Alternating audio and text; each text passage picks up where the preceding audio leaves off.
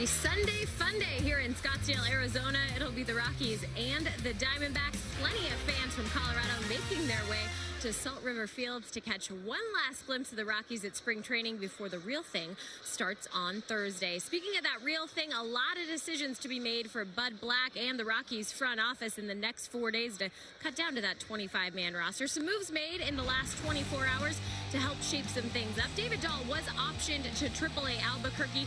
This gives him an opportunity after not playing baseball most of last season to get some regular at-bats and get reacquainted with the game-like atmosphere. Noel Cuevas also optioned to AAA Albuquerque. Today, Jairo Diaz and a couple other pitchers sent down as well to the minor leagues. Jairo on the 40-man roster, so he was optioned today. The Rockies could see him at points in this season. They really like his arm and his stuff. Again, more innings needed for Jairo having come off of injuries. Well, today here at Salt River Field, you'll see another great prospect in the Rockies organization. Yency Almonte will take the baseball, and we'll turn it back to Drew Goodman and Corey Sullivan for the call next. Here come the Rockies. Take a good look. You will see it from all.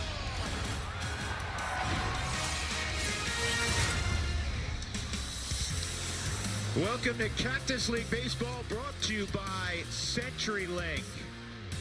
It is a beautiful Sunday, the final Sunday of the spring training calendar in 2018, and the Rockies getting together with their friends from the Arizona side, the Diamondbacks. Of course, they share Salt River Fields at Talking Stick. And welcome upstairs. We, again, have kicked Buddy Black to the dugout. And Corey Sullivan joins us today. This is the time of year as a player that you're really starting to gear up. You really, really are. You're getting really antsy. It's one of those things where it's kind of like March Madness. It's survive in advance right now. You want to get to the season.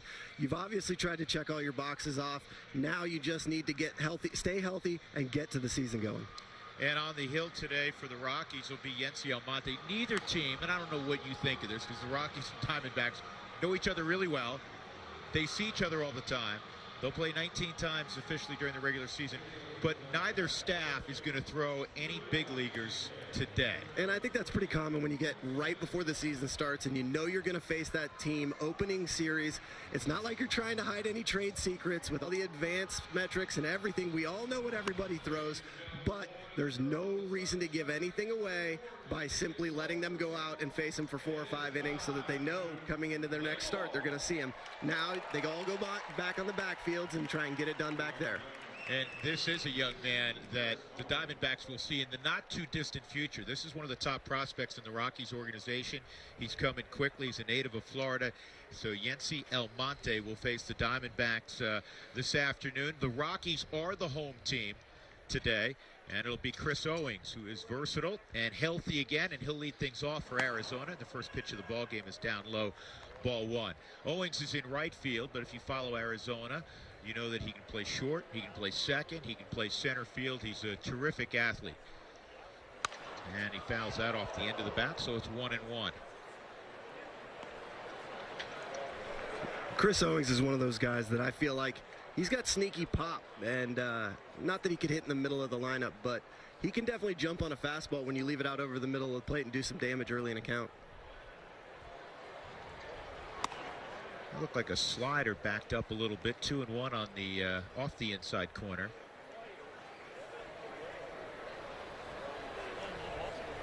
Last year, Chris hit 12 home runs, and then he had that finger injury. This is bloop to shallow right, and it'll drop for a hit in front of Tapia. Good decision there by Tapia, and that's not the kind of ball you want to get the start of ball game, is it? No, it's definitely not. It kind of shocks the system out there, but I think he made a wise choice letting it play on one hop, keeping it in front of him, because that can let the inning get away from you. Yeah, don't play that into a double or even worse than that.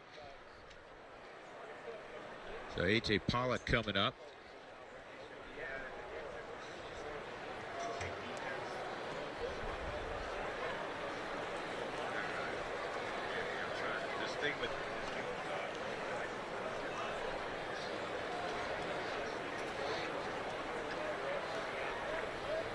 Pollock, another guy that they need healthy for a full season. That pitch misses down low. Let's take a look quickly at Arizona's lineup this afternoon, at least initially.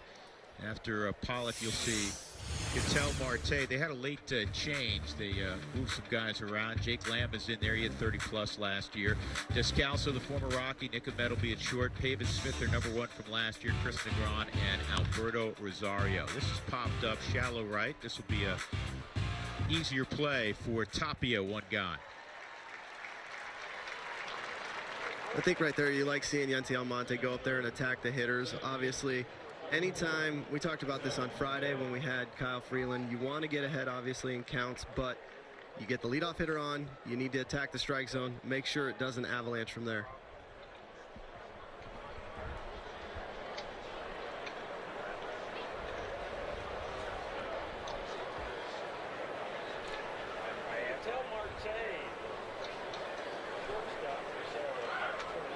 Runner going, and the throw to second is not going to get Chris Owings, so he swipes the bag. Tom Murphy behind the plate. You know, catcher always, we look at stolen bases and what percentage a catcher throws out. Truth be told, and you know this, Corey, that more of it typically is on the pitcher. Yeah, anytime the pitcher falls into a rhythm where it's one look and go or a 1 second hold and go, and I think after that was the third pitch that Owings had seen from Almonte at first base, hadn't picked over, and had basically done the exact same thing. He took a chance. He said, you know what, I'm going to go with the rhythm, I'm going to take my count, and I'm going to take off. And he had an incredible jump. There's nothing Tom Murphy can do right there.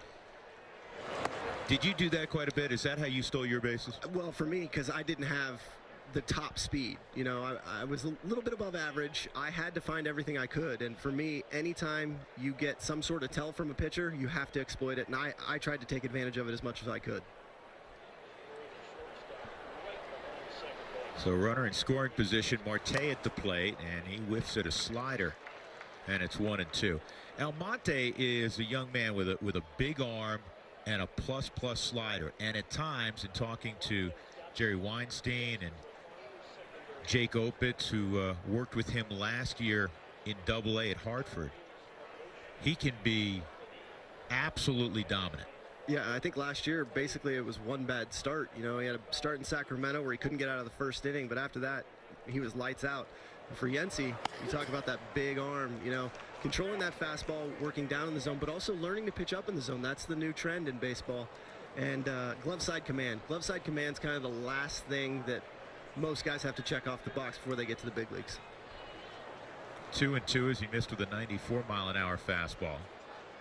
Rockies played last night in front of a huge crowd at Sloan Park against the Cubs, 3-2, almost 16,000. In fact, the second largest Cactus League crowd ever. Really? Yeah, and I went over there. It was jam-packed. Speaking of jam-packed, look at Salt River Fields today. This is a sellout, and as I like to say, you couldn't lay a washcloth down out there on the berm in left or right.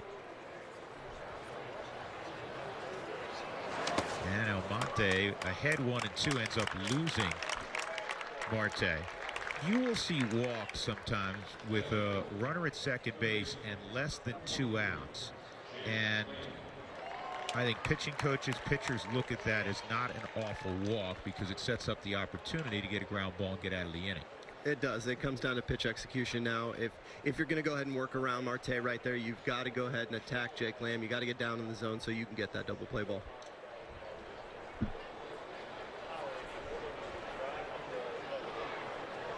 So here is Lamb. He's hit a couple home runs this spring, hitting .235, double steals on, and Murphy had trouble getting it out of his glove, and then he throws it into left field. And scrambling home with an Arizona run is Chris Owings. So Tom Murphy, who's battling for that final spot on the roster, if you will, to back up Chris Iannetta with Tony Walters. Tony caught last night for most of the evening against the Cubs, a 3-0 loss for the Rockies. He had trouble getting it out of his glove here, Corey. Yeah, I think that's one of those situations, though, where his eyes got too big. We talk about it as a hitter. If you look right there, he had him dead to rights, and he just rushed it a little bit, couldn't get it out of his glove, and then amplified the mistake by letting it go out into left field to Gerard Parr there. And Marte ends up at third base. So that's 3 stolen bases, and then an E2. 3 stolen bases in the inning because Owings had swiped second, and then the double steal. Marte gets credit for a bag also.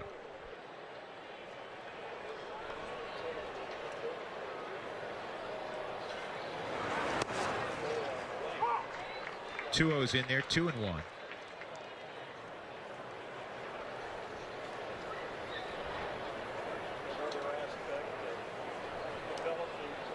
Rockies shift with Lamb, with Story now on the right side of the diamond. The Rockies did less of this a year ago than they did 2 years ago.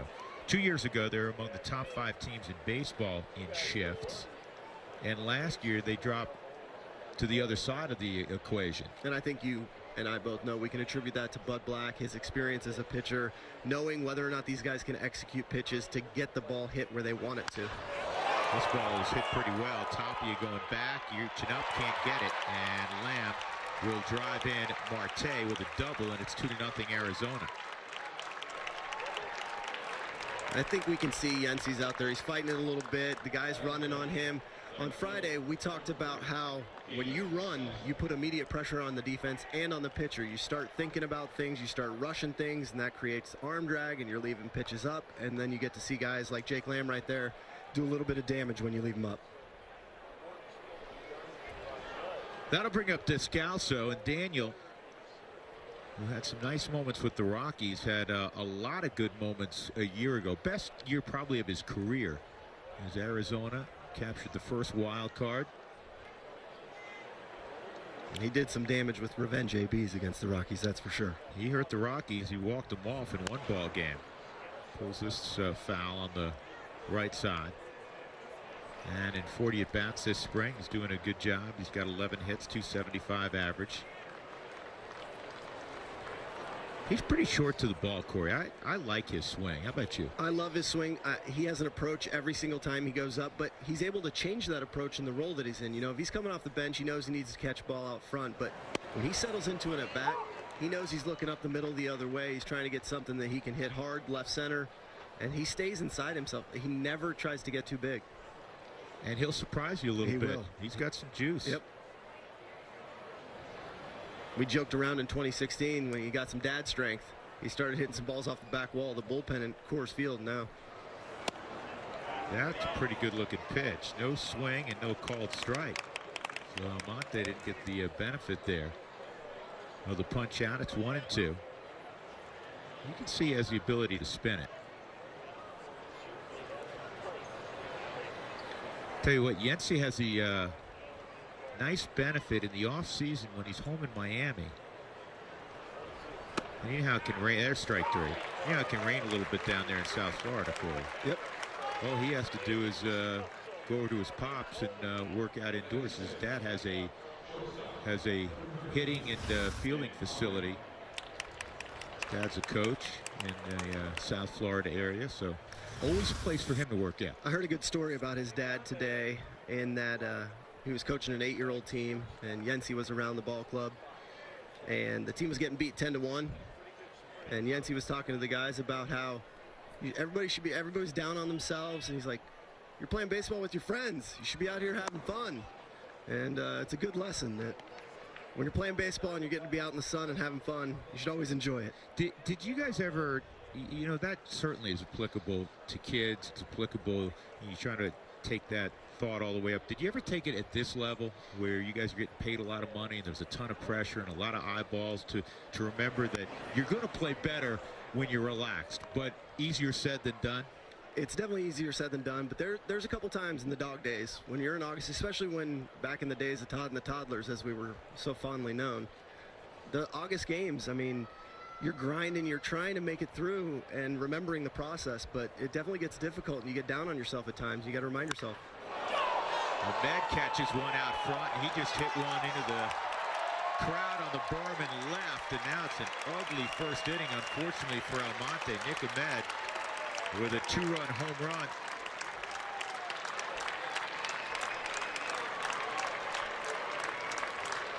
Well, he's always been known more for his glove, but he caught all of this. Yeah, I think when you see it, they wanted that pitch on the outer half, ran back up in the zone, almost over the inside part of the plate. Ahmed just drops the barrel of the bat and hits it about 20 feet over the left field wall. You know, I'm starting to revisit that, the play by Raimel Tapia right there, where he let up almost now. We were talking about not exploding an inning, and who knows? Maybe if he dives and makes that play, it might prevent the inning. He's had a couple tough chances in this first inning. Had the bloop that you're referring to, and the drive by Lamb off the bat, obviously well hit. You're thinking, can he get there and make the catch? And he has a sterling reputation in the minor leagues for what he did defensively. He's had a good camp. He's cleaned up his routes. He struggled a little bit last year at the big league level with routes. He did. And I think when you're in the minor leagues and you know you're a quality outfielder and you have success at it, sometimes when you get to the big leagues, it's tough to let that confidence carry over. And I think when he got there, he was a little apprehensive. He didn't want to go and be too aggressive, and that led to some of those routes that needed to be cleaned up. But I think as he plays more at the big league level, you'll see that confidence come back and that same player show up. Here's Pavin Smith, and that is going to find an opening in the middle of the diamond. And last year's #1 for Arizona has a base hit. So now the 8th man to hit here in the first inning will be Chris Negron.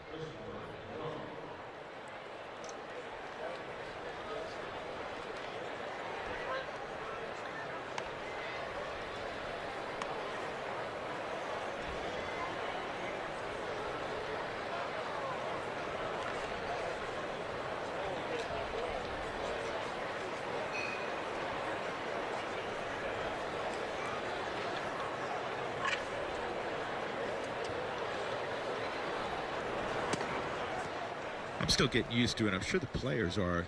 This notion that the season opens on Thursday. Isn't that strange? It doesn't make a whole lot of sense. I mean, it does because you add in extra off days. Right. I just mean everybody's so accustomed to it always starting Sunday night, World Series champion of the past, starts a game, and then next thing you know, Monday, everybody's playing. A little different. And come on, Easter Sunday is an off day. Remember that. In your life, did you ever not play baseball on a Sunday? No. Unless it was rained out or snowed out. Right. No. Well, none of these guys will be playing on. So when I say none of these guys, the Rockies will not be playing on Sunday. We'll have an off day in San Diego. You know, with a better town, a better destination, it'd be easier to try to fill up that. Yeah, Sunday I'm not sure they're afternoon. going to find. They're going to have some trouble finding something to do. Yeah. So you get decent weather. 1-0 on Negron. Chris Jensen is warming up in the Rockies bullpen. That's what you want to have happen in the first frame. You can tell he's laboring out there a little bit. He's starting to either trying to overthrow. He's definitely pulling the front side, letting the arm trail, and it's causing him to be a little bit wild now.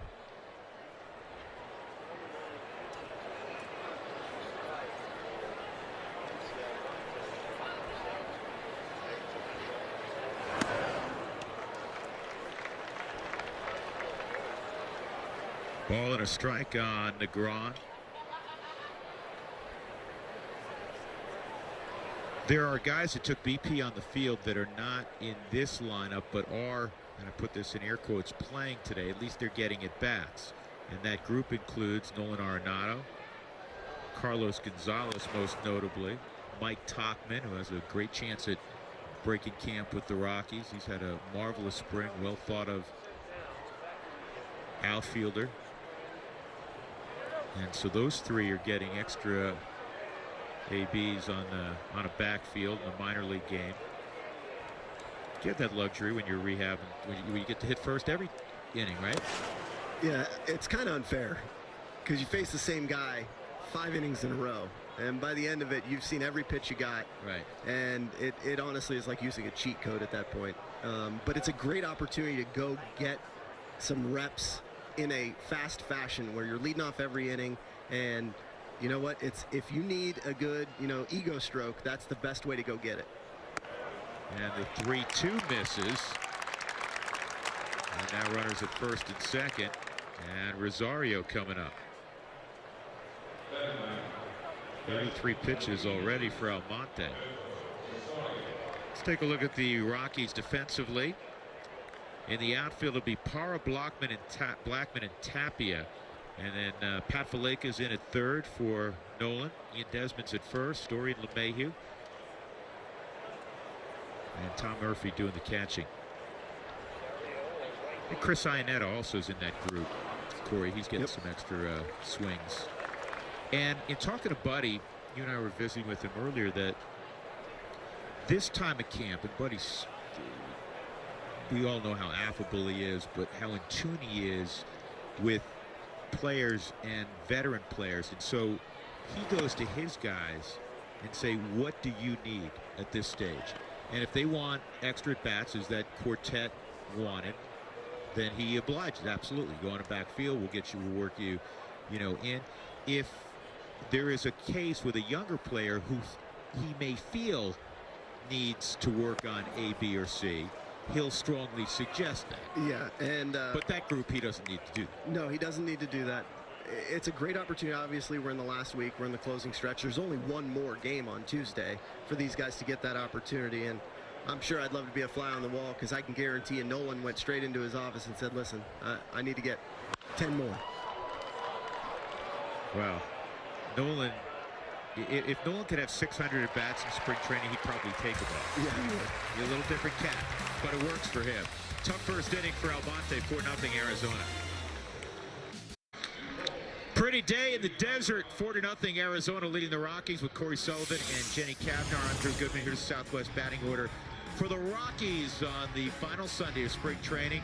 Charlie Blackmon will lead it off. DJ's had a great spring. Trevor Story likewise. Parra, Desmond, Ian's really come on. Pat Valaika healthy again. Ryan McMahon's had a great spring. He'll be DHing this afternoon. Then Tommy Murphy and Raimel Tapia.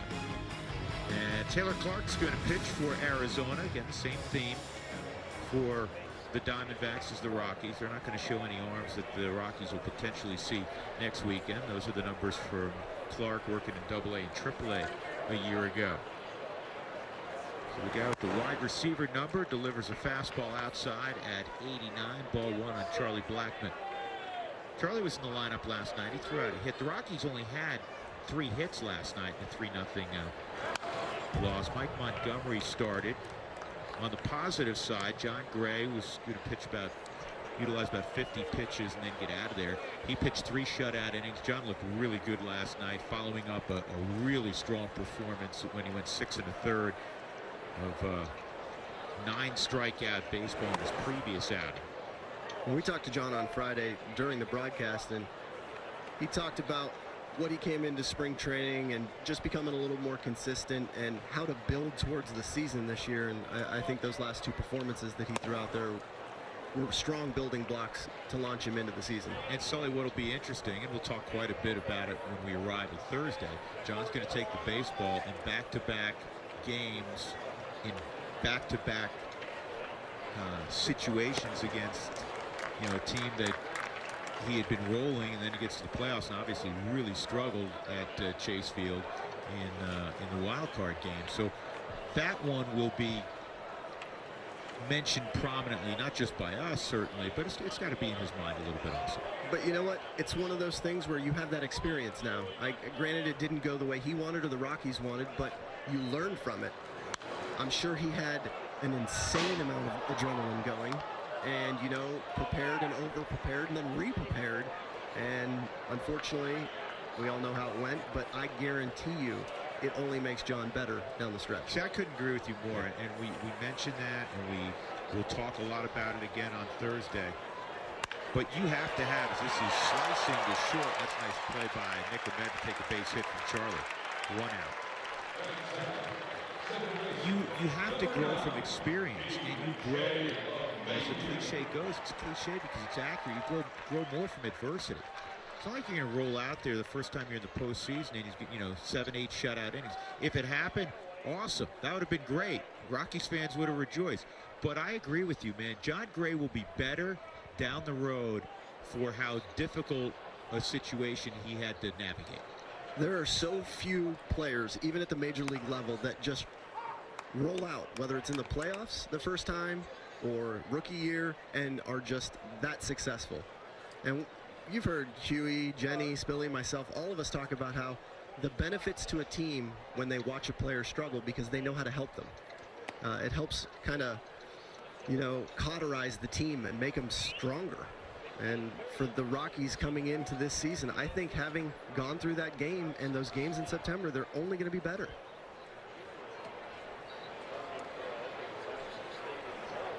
DJ with a 1-1 counting at 310 last year. 313 against Arizona. In fact, it was from mid-June on. Here's a did you know. Nobody hit higher in the National League, including one of his best friends, Charlie Blackmon, who ended up winning the batting title, than LeMahieu. He had about 345 the final 3.5 months of the season. And I think we can pretty much, not that anybody in Denver or a Colorado fan doesn't agree, we can put to bed the fact that DJ's just an okay player. He is an elite level hitter, maybe one of the most consistent hitters in baseball. He is an elite level player on both sides of the ball. He won another Gold Glove last year. And not only is he an elite level player, he's a championship level player. There's guys who are good players on lower division teams, and they'll put up numbers on lower division teams. Corey, I see you nodding your head because you've witnessed that. You've probably played with those guys. And then there are guys who are really good players on teams that can win a championship. DJ's in that category. And surprisingly, there are actually a lot of guys that are good on losing teams and not good on winning teams. DJ, as we saw last year, he is just as consistent as it comes. Winning, losing doesn't matter to him. He goes out with the same approach and does the same job, and it's really, really impressive.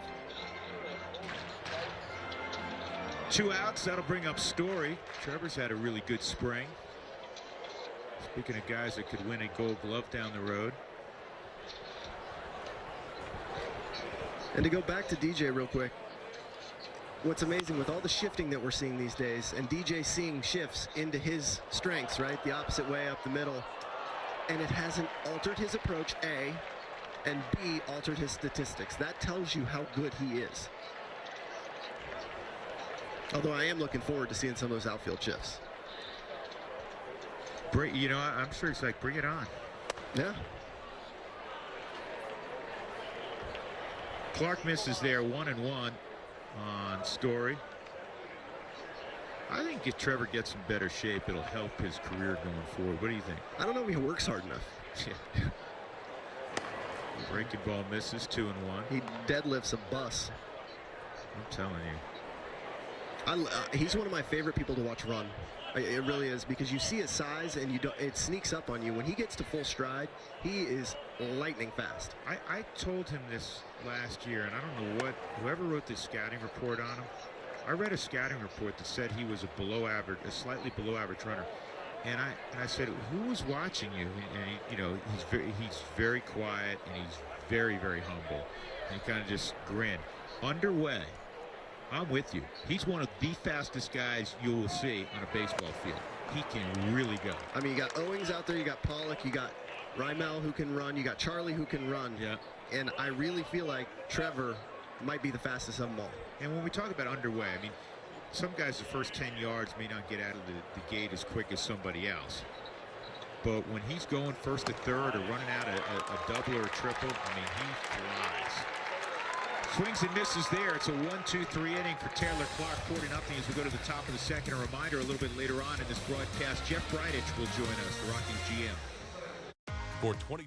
Diamondbacks have a 4-0 lead over the Rockies as we head to the top of the second. Well, today, a special day for the Rockies organization at spring training. They presented the Abby Greer Award to the most valuable player of spring training, and it happened to be Mike Tauchman. His numbers, he deserved it. A .345 average. He had 8 extra base hits, including 4 triples and 3 stolen bases. But the Abby Greer Award really embraces who she was as a little 6-year-old when she passed away.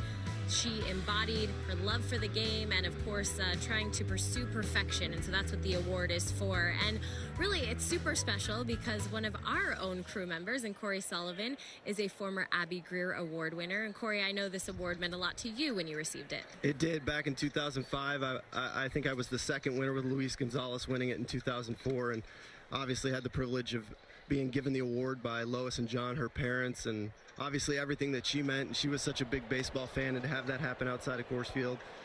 But winning that award, it's an honor, not just because it's saying that you had a great spring training, but also to be mentioned with Abby. Well put. A pitch from Chris Jensen is in there for a strike. 1-1 on Chris Owings. The Diamondbacks sent 9 to the plate in the first inning and scoring 4 times. And this is chopped to short. And Story with a good play, 1 out. So Chris Jensen is a guy that used to be with the Rockies, and he was signed in the offseason as a minor league free agent. He's originally a 6th-round pick in 2011 out of the University of San Diego. And he was traded with Drew Pomeranz away from the club. He went to Oakland in exchange for Brett Anderson. Brett just signed. He did, I believe, with Oakland as well. Back with Oakland. Yep. And, you know, that's one of those things where you got to credit your front office, because obviously the A's liked something in Jensen and they wanted to take him away. And when they had an opportunity to get him back, Zach Wilson and John Weil and those guys, they took advantage of the opportunity and brought him back to the organization. This ball is roped to left, base hit for Pollock.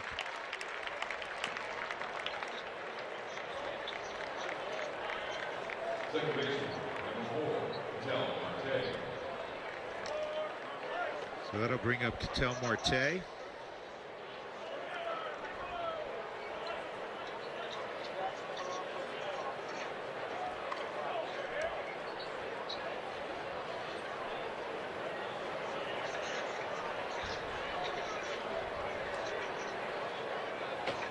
Marte walked and would score in a 4-run first for Arizona.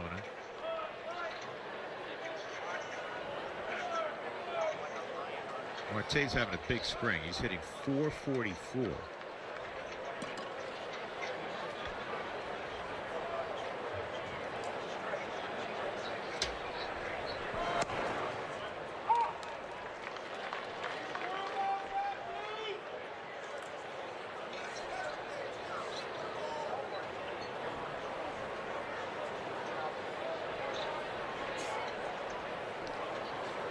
Two-strike pitch coming.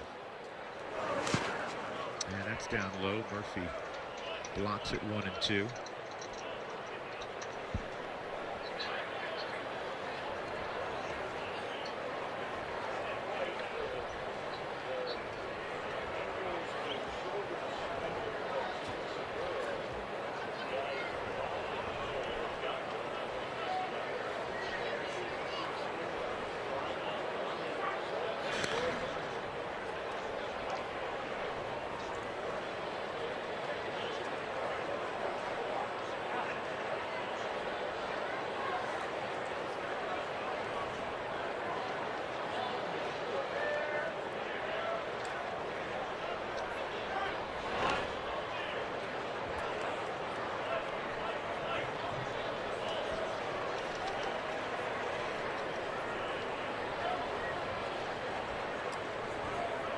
One and two on Marte. Jake Lamb's on deck.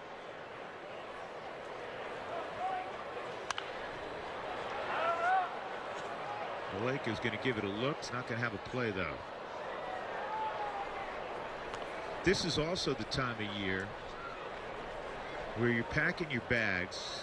Mike Ponarelli and his staff, Tiny as he's affectionately known, on the Rockies side, the clubhouse, they've got a lot of stuff already on the truck getting ready to ship back to Denver. But players, they're packing up either their homes, their rental homes, rental apartments, whatever it is, and they're getting ready to send stuff to Denver. But also you're changing hotels.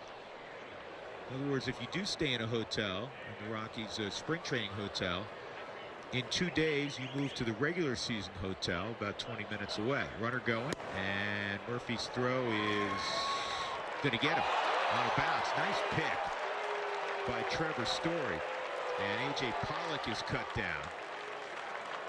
We've talked a lot about Tom Murphy's arm. Mr. Jensen heard that by him. If you get a chance right here, Jensen had to get out of the way of that throw. That was a frozen rope that almost got him. That's a strong throw right there by Tom Murphy. Great pick by Trevor Story, staying with that baseball to get Pollock on the slide right there. Good release. Quick pop time. 2-2 on Marte. 2 outs now. Nobody on. 3-2. So I want to take you back. So when you were in California going to junior college, you had a wide range of schools that were recruiting you after your JC career. You ended up settling on Wake Forest. And I'll ask you the rest of the question when we come back after this break. Marte grounds out to end the inning, middle of 2, 4-0, Arizona. On AT&T Sportsnet is brought to you by STK. STK Denver combines the modern steakhouse and chic lounge into one vibe dining experience. By Taco Bell, try the new $1 nacho fries here for a limited time. And by Southwest Airlines, say yes to low fares with nothing to hide. That's transparency. Gerardo Parra is going to lead it off from Salt River Fields in the bottom of the second. He takes ball one from Taylor Clark. All right, the question I was finishing the last half inning with of you, Corey, when you finish your JC career, number of schools, I think both Arizona schools recruited you, is that right? Yep. And Wake Forest, great academic school, that's where you settle on. And I was wondering, because San Diego, good baseball school, terrific academic institution, and the final, where was the cut from? We were talking about, we were talking about Chris Jensen. Chris Jensen went to school at the University of San Diego. Got me thinking, did they recruit you? They did not.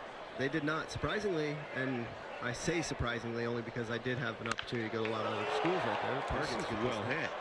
Center field and deep and off the very base of the wall. And then it snuggled in underneath the padding there for a leadoff double for Gerardo. He hit that about 410 feet. That's where the big kids play out there. It's tough to go deep out there. So you take a look right here, Gerardo Parra's swing. This is what we got to see last year a little bit. He keeps that front hip close. I love watching his front hip close off right before he swings. Gets a good pitch out over the plate and drives it in center field for the double. Like to see him do that a few more times this season, that's for sure.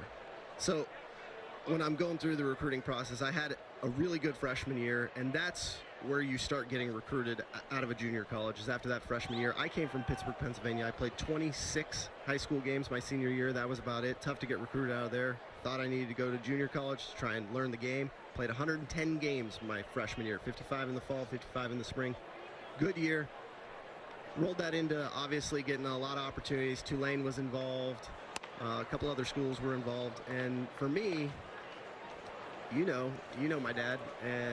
He taught me to hedge my future a long, long time ago. And Wake Forest had come off winning two ACC championships. Obviously, the academic level there is pretty high, and I took advantage of that opportunity.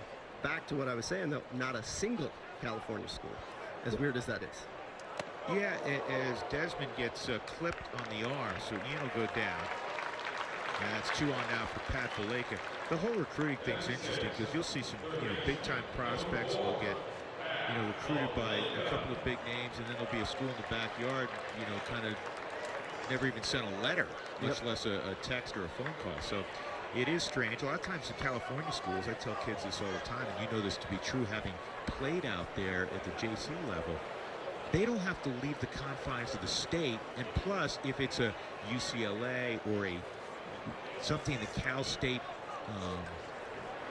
system, they're paying less for a scholarship in state, 50%, 62%, whatever it is, than if they take a kid out of state. Correct. And I'm sure that obviously has an impact, as well as where you are, if you have freshmen, sophomore, juniors in your program that are already going to fill those positions.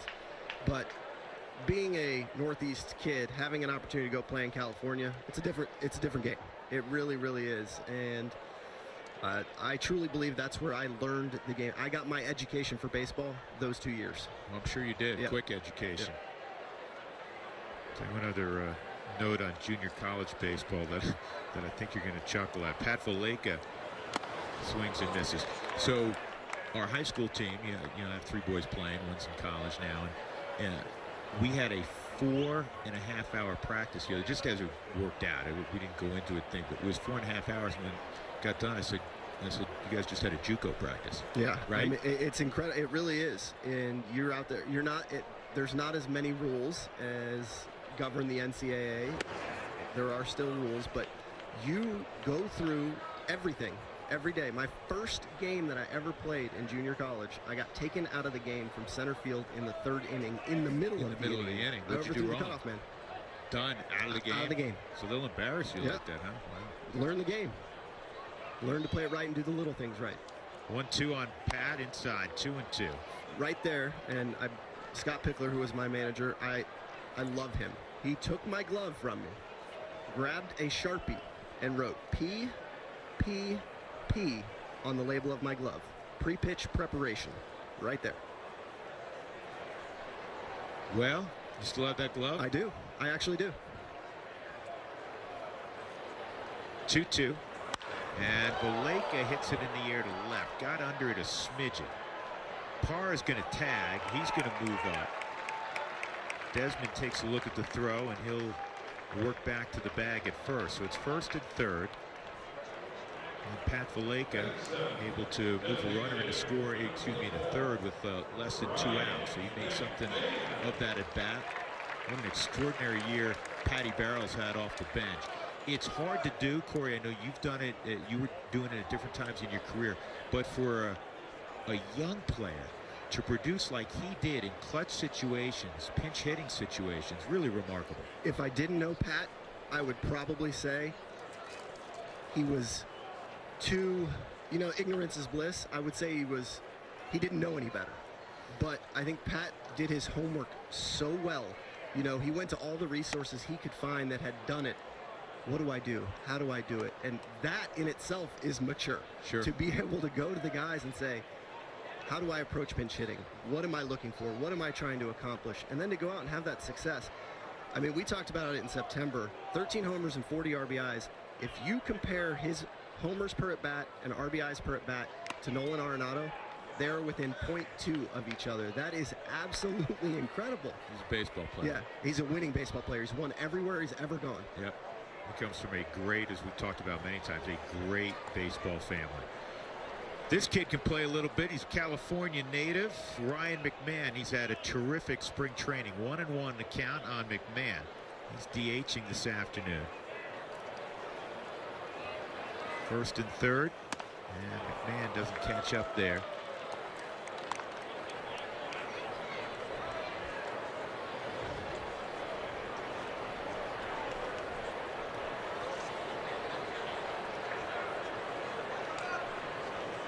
McMahon got only 19 at bats last year with the big club. But still the experience of being in the dugout with so many veteran, high-quality players was a tremendous learning experience for McMahon. Also playing games that mattered in September. Your bats mattered. Guess what?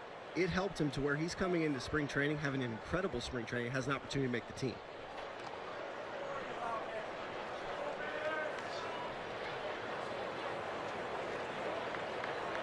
That's what when you play in those high-level, high-stress atmospheres, do you think spring is that scary? You know what I mean? Sure. Yeah. Slows the game down.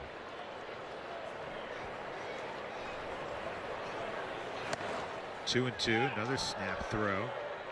And Desmond tends to be a very aggressive base runner, dives back in.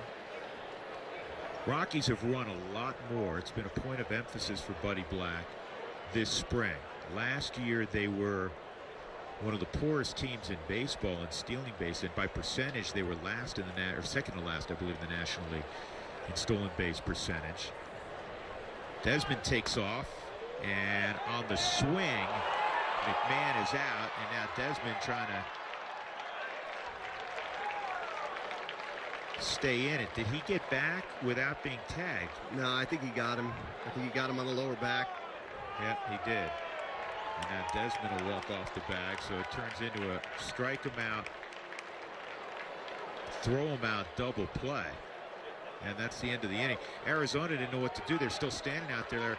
Everybody's standing around like we're going to play 4 outs. You had me stumped for a moment. I said, isn't that 3 outs? You don't. Arizona leading 4-0 final Sunday of spring training 2018. The Rockies and Diamondbacks will open the season against one another about 20 minutes away in downtown Phoenix. Drew Goodman, Corey Sullivan, Jenny Cavnar, and as promised, Jeff Bridich, the Rockies general manager. I almost said longtime general manager. That almost rolled off my tongue, but you know, you're not a freshman, you're not a sophomore, you're not even junior anymore, huh? You could have said long time. I'm feeling old. Maybe not old? GM, but just long time. A lot of gray hair to show for it. A little more salt than pepper nowadays. A lot of salt. Yeah. Still there, but a lot of salt. You're aging gracefully. Right? Yeah, I still have a face for radio, so. Hey, I gotta ask you. We always talk about from a player standpoint, from a coach's standpoint, spring training get long. How about from a GM standpoint? I mean, when you get to this stage of the game, you're like, all right, let's play the games for real. Is that how you guys feel upstairs? Yeah, to a certain degree. Some of it's just flat out 24-hour nervousness. You know, these games that you get down to the nitty-gritty decision-making time, you hope that everybody just stays healthy and we get through these last, 2, 3, 4 days. You look around the league, how many, big-time players that have gone down just in the last 5 days. And Bumgarner and Samardzija. Yeah, I mean, it's just, another one.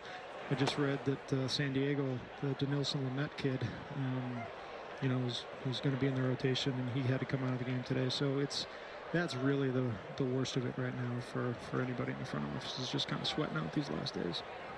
For me, I'm always interested to hear your perspective when we talk about expectation is a little different this year. Coming into the years previous, building towards something. How did that change your preparation and the team's preparation in spring training this year? I think that, especially if you talk to the players, I think that the act of winning last year and the process of winning last year that ended up in playoff baseball, it was something that became, they use the word greedy for it. And so that does, when you arrive in spring training after a season like that, I think there's a collective understanding of certain expectation levels, certain standards, levels of, standards that you're going to live by. Paying attention to details is an important part of that for us, and not missing the small things about what makes a team good. A lot of times if you just focus on the results and we're going to win, you miss the really important stuff, whether that's team chemistry or details about the game or how we're going to get better in this little area as a team to make us better during the season. So a lot of those things have been, kind of discussed and really, starting that process as a group, as this new group, which is a new team here for the last month and a half. One of the largest discussions and frequent discussions this offseason for people who follow the game, and much has been written about and continues to be written about, is how free agency played out in the winter of 2017 into 2018. And you had, this should be a double play. Good shift. Yep. Perfect shift. Story took it himself. You had an agenda. You had a game plan with your team upstairs as to what you wanted to get accomplished, and where all we talked about is other teams, maybe sitting on the sidelines, or these big names who were not called, and in the case of some still have not been called. Right. You were very aggressive from Jump Street. Mm-hmm. You said, I want to sew up behind the plate and the bullpen, it seemed like, and you guys were really aggressive and checked off a number of boxes pretty early, it seemed like. That's true. I think we're fortunate that we were able to be in a position that way, or like that, for the wintertime. Not feeling like we needed to have 10 different irons in 10 different fires in order to improve our team. We were able to be pretty specific. And as it related to this free agent market in this winter, we felt like there were a few catchers that really truly made us better. And so if they had interest in us, we were going to be aggressive in potentially signing. And we're thrilled to have Chris back with us. And then we felt like one of the ways that we could really truly improve our team in this market, with this market in particular, was with through our bullpen. And you don't know. You don't ever know if that interest is going to be shared, and that's something that that you have to kind of figure out as the winter goes on. But I think winning helps, right? Teams look at you and they think that you have a good team, and they think you have a team that's going to compete, and they want to be a part of that, and pitchers too, and that's great. In the interest of full disclosure, you probably have a lot of names on your board, however you do it, Jeff. But you're talking about in getting Wade Davis to pitch the 9th inning and Brian Shaw to be right behind him in some capacity. You're talking about probably the #1 closer on the market this year and the #1 setup guy. And you also brought Jake McGee back, who I know you wanted to do, and you got that done. Yep. It seems like, if those were the A-list guys, you were able to get the A-list guys. And that, from a pitching standpoint, if I may, that's really never happened before in the history of this organization because of the obvious. Well, we felt like certainly that Wade was right up there with Greg in terms of impact closer. And, the track record, it speaks for itself, right? The big games that he had pitched in, the way he goes about it. And with Brian, the durability and what he has also been through in his career, quality organization with Cleveland, quality manager with Terry Francona, and just the way that he was utilized there and how they relied on him in big situations. And then Jake, he had a great experience with us, and he wanted to stay, and that's a good feeling too. We're not necessarily that guaranteed, so it was good for us. Hopefully they all stay healthy, and we're a better team for it. Talk about winning helps. Something I mentioned on Friday, it goes back to 2015 when we had dinner, all of us, in spring training, and I remember you guys were talking about winning culture or winning players first. And I'm sure the fans at home would love to know that it's a process, and you guys approach it with a 2, 3, 4-year plan. And you guys spoke that night about, we want to create this winning culture and we want to start it now. And how do you think you guys have done in accomplishing exactly what you set out for? Well, you want to set the mood. I think it was Mexican food, right? Yeah. Wasn't it? Yep. Yeah. I don't remember the name of the restaurant, but I'm sure. Why are you looking at me? I'm sure he was looking. I'm sure Corey's looking dapper as always, right? Out to dinner. Let's pause for a moment and let's compliment our friend Corey on the fact that he has lost a second grader, not literally, but in weight. He's down 25 pounds. You actually could run him out in the outfield again. Because he saw me in fantasy camp and said we might need a lefty reliever, and I was like, really? So I got all excited. Yeah. I was like, well, no, relievers usually get bigger, don't they? I got to get thinner before I get bigger. I got He's starting to look like a front office guy. You remember that's your primary comp. That's a bad. Do you remember your early days with the Rockies when Corey was a very good player who was the worst eater in Major League Baseball? Yeah. McDonald's on the regular. Right. Oh, yeah. He thought, he thought the left side of the McDonald's menu. I mean, some of that front you had there was Big Mac. What was your go-to? Double cheeseburgers. Double cheeseburgers. Always. There you go. Always. Multiple. And I've been called out repeatedly on taking a limo to get McDonald's in LA once. I didn't know that, but I believe it. Well, there were no cabs. What was I going to do?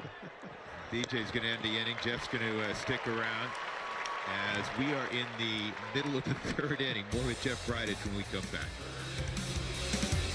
Authority of the Colorado Rockies and may not be reproduced or retransmitted in any form, and the accounts and descriptions of this game may not be disseminated without the express written consent of the Colorado Rockies. The Diamondbacks leading for what it's worth, 4-0 as we go to the bottom of the 3rd inning. Tom Murphy's going to lead things off for the Rockies, and then Raimel Tapia. And then the top of the order, represented by Charlie Blackmon with Corey Sullivan, who's much thinner, 25 pounds. He's running marathons now. He's going to challenge Eric Burns pretty soon to run a triathlon.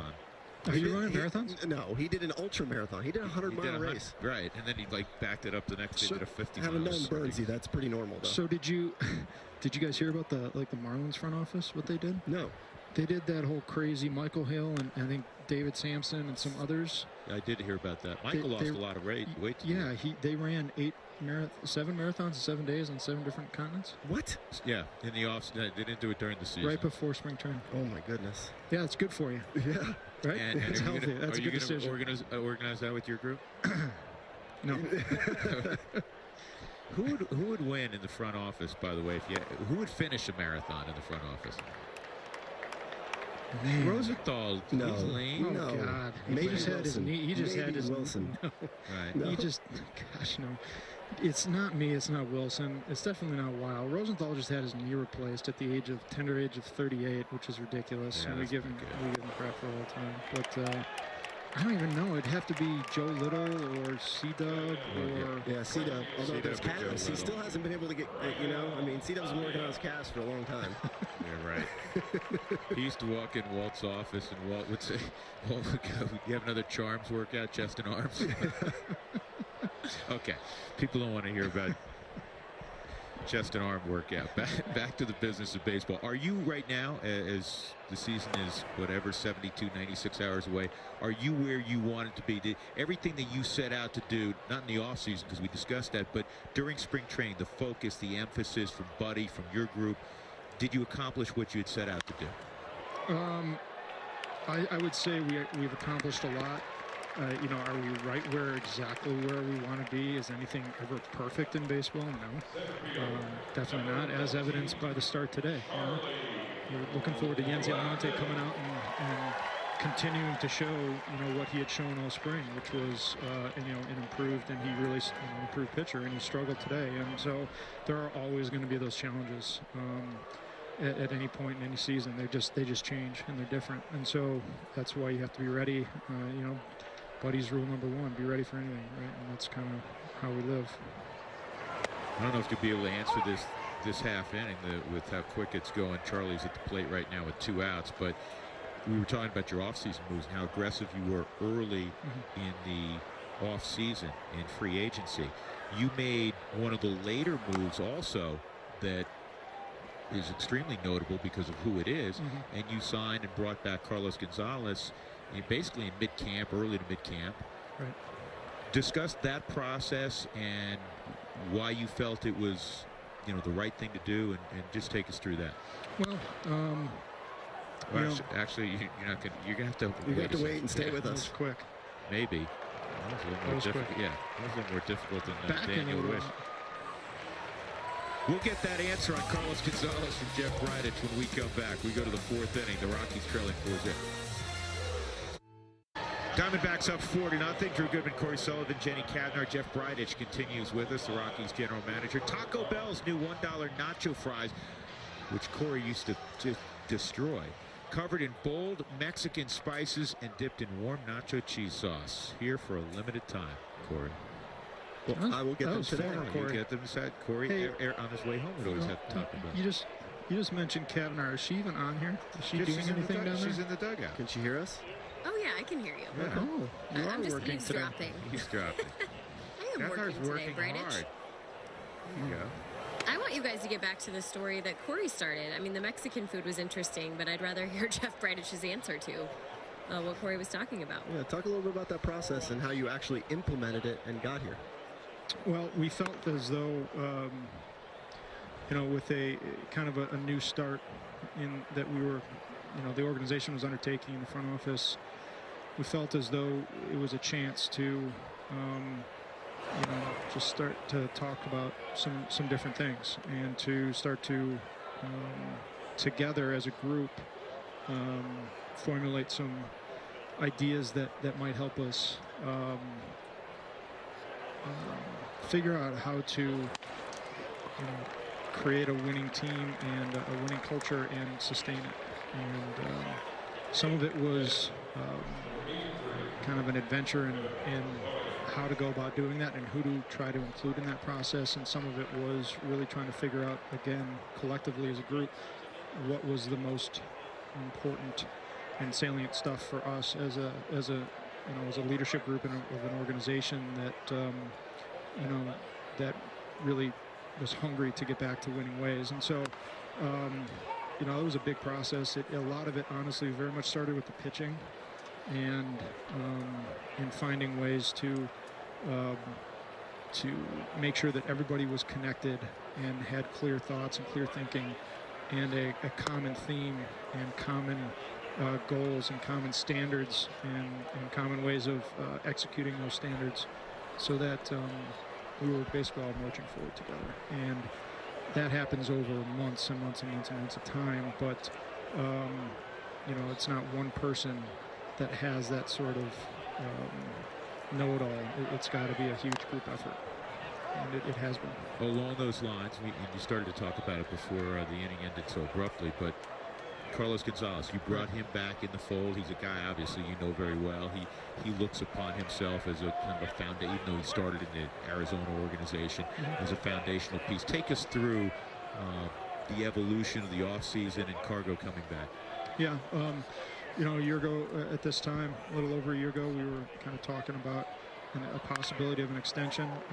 He decided that he wanted to see what free agency was like, and so I think he understood that we had, continuing respect for him and a desire to have him in the organization, and he wanted to go and see what free agency was all about. And so, knowing that, knowing his desires in that, we didn't talk a ton to him in the winter time, just because I think he needed to see what else was out there.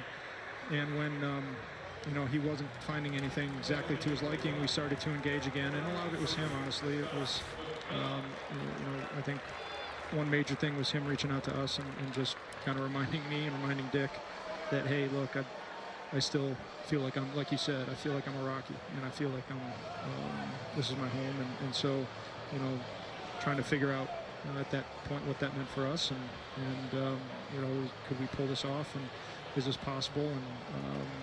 And obviously Buddy's involved, and so many people involved in that sort of decision. So it was good. Obviously we're more than thrilled to have him back, and I think a regular, normal, really, really good Cargo, the Cargo that the fans know and love. That guy, no doubt, helps us be a better team. And so that's why I think we're excited to have his smile back and his clubhouse presence. We're excited for that possibility as well. Yeah, and he's one of those guys, Jeff, and I think one of the real difficult things, you and I have talked about this at times off the air, that one of the difficult challenges of sitting in the seat that you do, and the buck stops with you, is you can't make emotional decisions, because everybody loves Cargo. Right. And if it's just on what you think of him as a person and your affection for him, well, then it's a no-brainer. But you have to evaluate it and say, okay, does the body still work? Was last year more aberrational, or are we seeing a decline? And you clearly felt like that was an aberration. Yeah, well, in emotional decisions for whatever they are, if it's a free agent sign, if it's bringing a guy up, sending a guy down, whatever it is, the emotional decisions usually don't work well in this industry, and most likely in any sports industry. And so you need people around you to make sure that you keep yourself in check, and that's a group effort too. But it was never Cargo not being here at the start of camp was never a lack of interest on our part, and it was just a process, and it was a different process than most for a lot of guys in free agency this year, and so we're really glad that it worked out well for the Rockies and for Cargo too. And I think when you talk about Cargo, you talk about that second half that he put together. That's more of the Cargo that we're used to seeing, and hopefully he can build off of that. One of the things for me, and again, we might have to wait. Okay, there's a little number, but one of the things that I always get asked about front offices and yourself, everybody's into analytics and statistics and everything like that, and outside of anything proprietary, what are one of the ways you like, or statistics that you like to use to evaluate talent? Well, it depends on what position we're talking about. Okay. So it depends on pitchers and we're definitely, whether it's pitchers or position players, we're definitely keyed into some of the new famous ones, right? Exit velocity, launching, sure, we've got all of that. I mean, most teams now, if not all, have all that same information. But we take a lot of this stuff, and if it's for pitchers, for starting pitchers, we'll combine certain things in a certain way to come up with a potential way of evaluating guys. If it's relief pitchers, we'll do it a little bit differently. We might weight things a little bit differently for relief pitchers. And same goes for catchers versus infielders versus outfielders, and it can even get more specific than that. And so that's the beauty of statistics, is that they can help you decide what's really important, and you can make certain things really important in an equation. You know, one thing to note is that we don't live and die by any sort of perfect little neatly wrapped up tidy metric. You know, it's just part of an overall process. You know, our scouts and their scouting reports and their eyes and what they see and feel and learn about these players out and about, that is just as important as any sort of, you know, statistic that's out there. It's funny, Corey, there's strike three that you asked that question. You have time to stick around? Sure. Because we were having a similar conversation yesterday. Jamie Hollowell, who works for you in the front office, on what his favorite offensive metrics are. We'll get to that a little bit when we come back. Arizona up 4-0. Fans, get to the ballpark early on Sunday, April 8th. The first 20,000 fans through the gates will receive a Charlie Blackmon NL batting champion bobblehead, courtesy of Shane Company. Bottom of the fourth inning here. Rockies are down 4-0. We've got Rockies general manager Jeff Bridich in the booth. And Drew, you were going to touch on a conversation you had yesterday? Yeah, with Jamie Hollowell, who's one of the analytics guys for Jeff upstairs. I don't want to misrepresent what he does. There's a lot of different things. Yeah, he's one of the guys that helps lead our research and development. That is a line shot, but right at Nick Ahmed. DJ, who's had a great spring, lines out, one out, and that'll bring up Trevor Story. Woba, we were talking about offensive stats, and Jamie, it pleased me because there's certain metrics that make my eyes water over, to be honest with you. But that one I've always liked, and that's an important stat for the Rockies because it is predictive. Why don't you take off with how important that is when you're evaluating guys either in your organization or maybe that you want to acquire free agency or trades, why predictive stats are so important to you. Right, yeah, it would be, you know, foolish to just kind of spout off exactly, you know, the proprietary stuff that we have in-house, but the predictive element, you know, we were talking during the break very briefly, is critical. And you know, it's fun. We all kind of grew up doing it, right? Reading the back of a baseball card and understanding what the player has done.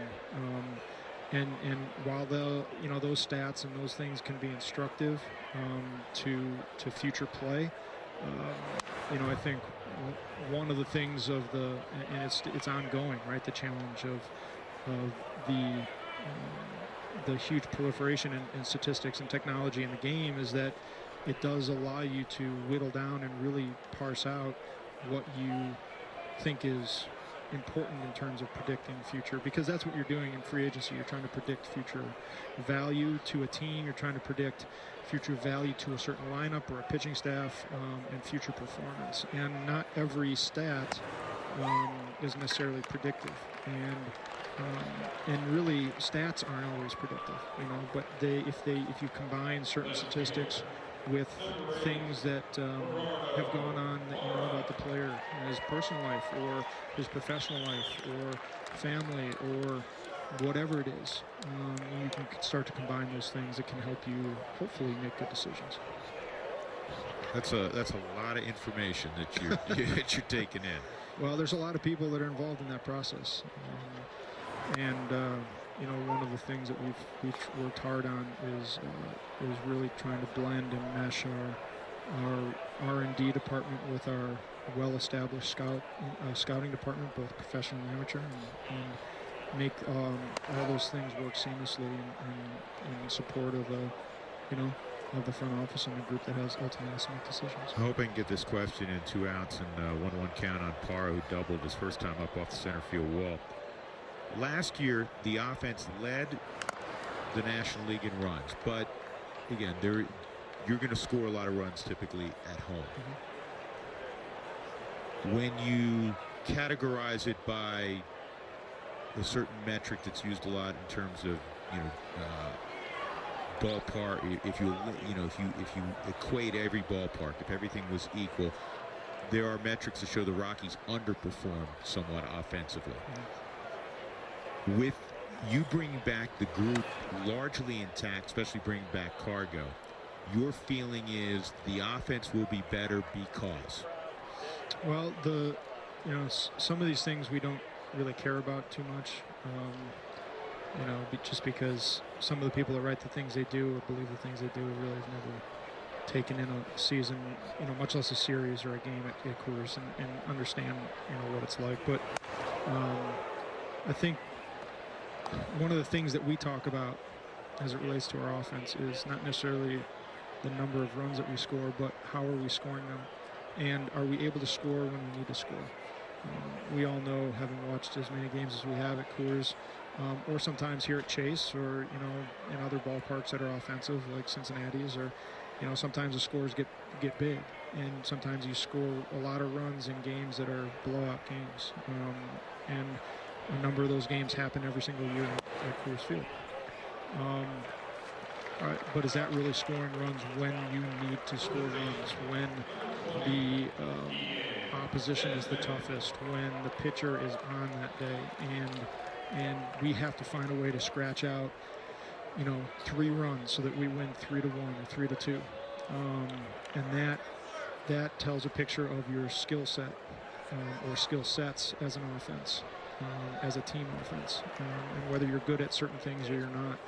And I think part of that is, if for any of you who have watched us play here in spring, we've been very focused on how we run the bases and how we steal bases, and those things are not necessarily the same, but how are we going to take advantage and put pressure on teams? So there's more nuance to it than just some sort of park adjusted stat. Yeah, you led me to that, because one of the clear focuses, and you didn't have to be in a meeting to understand that the Rockies were focused this spring on being more aggressive. Is it just situational or just overall? Overall. Some of it is understanding each guy as a team, but also individually what the limits are and what I can do, what I can't do. This is a perfect testing ground to do that. It only matters so much, if you get picked off here in a game because your lead's too big, or you didn't read the pitcher the right way, or if you get thrown out going first or third, okay, fine, we're going to do it, and it is. If you get picked off first, extending the lead. Hey Jeff, we'll let you run. We appreciate the time as always. Most importantly, best of luck Thursday, and best of luck this season. Thank you. Appreciate it, guys. You got it. Good. Jeff Bridich. Time for our CenturyLink high-speed challenge question. Go to AT&T Sportsnet RM on Twitter to cast your vote. We'll show you the results later on in the broadcast. What's your favorite thing about spring training? Is it the position battles, the rising stars, access to autographs, or just the spring weather in general? What do you got, Corey? I like B and C for spring training as a fan, just as a fan. I like when you get an opportunity to see rising stars and or get an autograph from those rising stars, because there's a lot more access. It's a lot more fun. Almost all of the above. I have said so many times how much I enjoy March, and a lot of it has to do with being in Scottsdale, the proximity to all the ballparks. I'm trying to think. You trained in Florida 1 year, right? 3 years. 3 years. Forgive me. So you know the difference. This is a dry climate. The longest you'll ever be in the car is about 45 minutes. You're going to sweat a lot, and you're going to drive a lot in Florida. I just love being in Arizona this time of year. That's going to be a base hit for Marte. By the way, we were immersed in conversation before you answer that, Corey. I'm sorry. Immersed in conversation actually with Jeff Bridich. We don't want to lose complete sight of the game. This is Scott McGuff on the hill right now for the Rockies, and he continues on with nobody out. Jake Lamb coming up. Go ahead, Corey. Okay, well, I would feel bad about my next statement, but I'm not going to. Spring training in Florida as a player is awful because of the things you just set forth. When you compare the fact that you're basically in one city here, sure, versus 3.5-hour bus rides like back when we were in Tucson, when we'd have to go to Surprise or Peoria, it makes it a lot more difficult. The travel, and it's like playing a minor league game, but you're traveling on the day of, and you show up and then you have to come out of the bus and you got to go, and it makes it a lot more difficult. And you're right, the weather, I'm not a big fan of humidity, where you have to shower after a shower. Right. But it's amazing weather down here in Arizona. You get a pick off again. Yeah, well, it worked for the Diamondbacks last inning. McGuff with quick feet. And a nice tag by Ian Desmond, and that erases the base hit by Marte. Watch how fast his feet are. That's a good pick, and that's a good key too right there to see for young pitchers, having the ball in your hand instead of in your glove. It allows those quick feet to make that pickoff happen. And another strike, 0-2 on Jake Lamb. But you know, being down here is just it's easy. We're relaxed. Yeah. You're no longer trying to make a club, No. so you're relaxed now as a broadcaster, Corey. You know, if you're DJ, if you're Charlie, if you're Nolan, Cargo, they're getting their work in, but it's a relaxed atmosphere. Certainly, if you're, you know, in David Dahl's shoes, Ryan McMahon, they're young players. They're trying to make the club. David Dahl, if you missed, was sent out. David Dahl's going to be a part of things, and His time's coming. His time is coming. It's not far away. We unfortunately didn't get to that question yet with Jeff. I talked to Buddy about it earlier, and the organization is tremendously excited about McMahon, about Dahl, about Tapia, about Tachman. And even if they're not on the initial roster in 2018, that does not in any way, shape, or form mean that somehow they've fallen out of favor or they're lagging behind. Not at all. It's part of the process that you asked Jeff about. Yeah, it is definitely part of the process, and it's also a teaching moment. These guys are ready to be big leaguers, but they have to check one final thing off. There's one final thing for David Dahl, missing all of last year. How is his body going to react to playing every single day? That is a big difference. You never know how you're going to react. Lamb leans on one to dead center, and it is going to kiss the middle of the wall and go for a double with one out. Second double, similar spots right there for Jake Lamb. This is one of those times, too. I'm sure Jake Lamb's like, oh, I just want to do that on Thursday. Right. Save it. Save it. No, but to get back to that for Rymel or for Tachman or any of the guys, we know someone's going to make the team. We don't know who, but all of them have put their names in the hat and said, I'm ready, and I'm ready when you need me. And whether you don't make the team or not, how you handle it is also a really important thing. You know, am I going to go down and am I going to feel bad for myself? Or am I going to go down and just say, you know what, I'm going to be ready when they call? I'll give you a great example, and people may not understand this. When you get sent out, even though it's during camp, it's the same thing as during the regular season. You have 72 hours to report. If you were a big leaguer and you got sent down to AAA, you don't have to immediately catch the first plane. You have 72 hours to report. David Dahl, even though it's during camp, just like anybody else who was taken off the Major League roster in camp, would have 72 hours. David Dahl's playing in a game right now in the backfield. It's not like he said, well, I'm going to take a day and clear my head or whatever because I'm disappointed that I'm not going to break camp with the club. He's doing it right. Right, and he had the opportunity to do that. You know, his character says everything. He's out there going to get those at-bats to say, you know what, I'm going to get ready every single day. And when they call, because they will call. Oh, absolutely. I'm going to be ready. Yeah. And Corey, again, you were that guy at one point in time. I can tell you, hands down, from experience in 2007, when I got sent down, I had 3 years in a row in the big leagues. I'd never seen AAA, and I got sent down, and I pouted. I pouted for 6 weeks, and it was rough, and it was tough, and I was not happy. Descalso base hit to the left side right there. Lamb's probably going to come around to score. Mentally, it's how you handle it, and it's nice to see David Dahl saying, you know what, I'm going to be ready. That's all I can do. 2008 was a different scenario for me. Same thing happened. I went down. I was ready when they called, and I had never even been optioned at any point, and I didn't handle it well. And right. It's unfortunate, but that's how you learn. I've heard this many times, and now as a full-fledged adult, I say that with a smile on my face, you get this now. It's not, folks, just about, hey, what's the guy hitting? Has he hit a few balls over the wall? You know, has he played good defense? It goes beyond that. You mentally and maturity-wise have to be ready to play in the best league in the world and every day and conduct yourself in a certain way and be the teammate that you need to be when you're 1 for 15 right. or when you've sat 3 straight days, whatever the case is. So it's more than, you know, people just looking at March stats and going, well, you know, David Dahl after a slow start's been great. Ryan McMahon's hitting in the mid-300s. It's more than that in the evaluation as to are guys ready. And some of it also is a numbers thing, quite frankly. Yeah, and sometimes it's just you're the odd man out, you know, looking right-handed instead of left-handed. I can even tie it back into Dave a little bit better. In 2004, I missed all year with Tommy John surgery. Came back. I made the team in 2005. Tommy Murphy's got to play. And Ahmed is gone. And I missed all 2004, came back in 2005, made the team, spent the next 2 years in the big leagues. And I now, in retrospect, can sit there and think, I've had a conversation with Dan O'Dowd, who was the general manager at the time, saying, would I have been better served to have gone down in 2005 instead of making the team?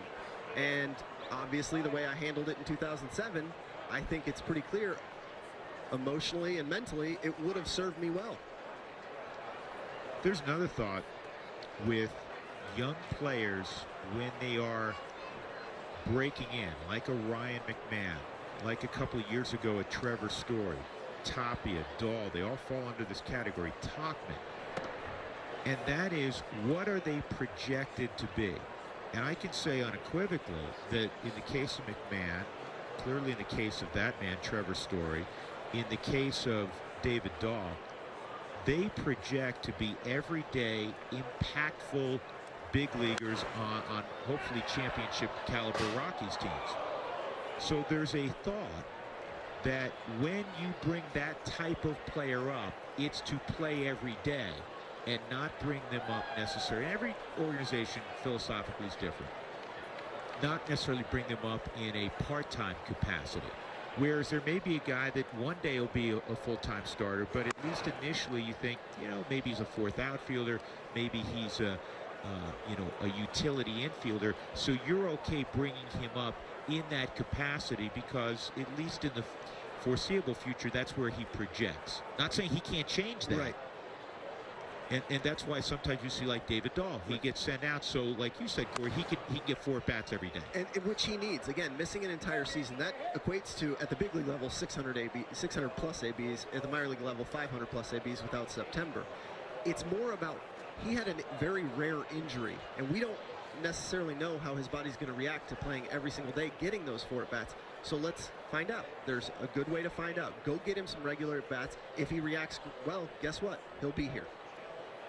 And that's the thing, that every manager sits down this time of year when you're getting down to the nitty-gritty and just a handful of guys left that, you know, if it's 30 guys and you know you're taking 25 north, the conversation's always going to be, listen, be ready because we're going to need you. It's not like the 25 men that start on April 1st are pretty sure that's never happened. It's pretty sure it's never come close to happening. You're going to need, Jenny tweeted this out earlier, you're going to need virtually every guy in that 40-man roster, and there's going to be adjustments to that 40-man roster as the season goes on. Our buddy was coming out. He's just taking a walk toward the dugout. That's got to be the biggest adjustment, Corey, for the managers and the coaches. They can't sit outside the dugout anymore. I know. You got to stay in the dugout. You got to stay in the dugout. I got to imagine stress level goes up, too. Stress level goes up. We heard Jeff, one of the first things Jeff Bradish said to us this afternoon is, you know, paraphrasing, you know, you're on pins and needles as a GM right now, and it's not about, hey, how's the season going to turn out, because you've put the chess pieces out there. Not saying you're not going to adjust the chess pieces, but you know you're happy with them. But it's the injury thing.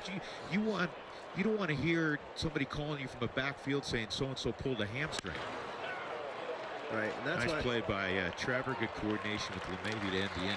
And that's why it's important for fans to hear a general manager approach it in that way. We want to stay healthy. We've reached this point. We need to stay healthy.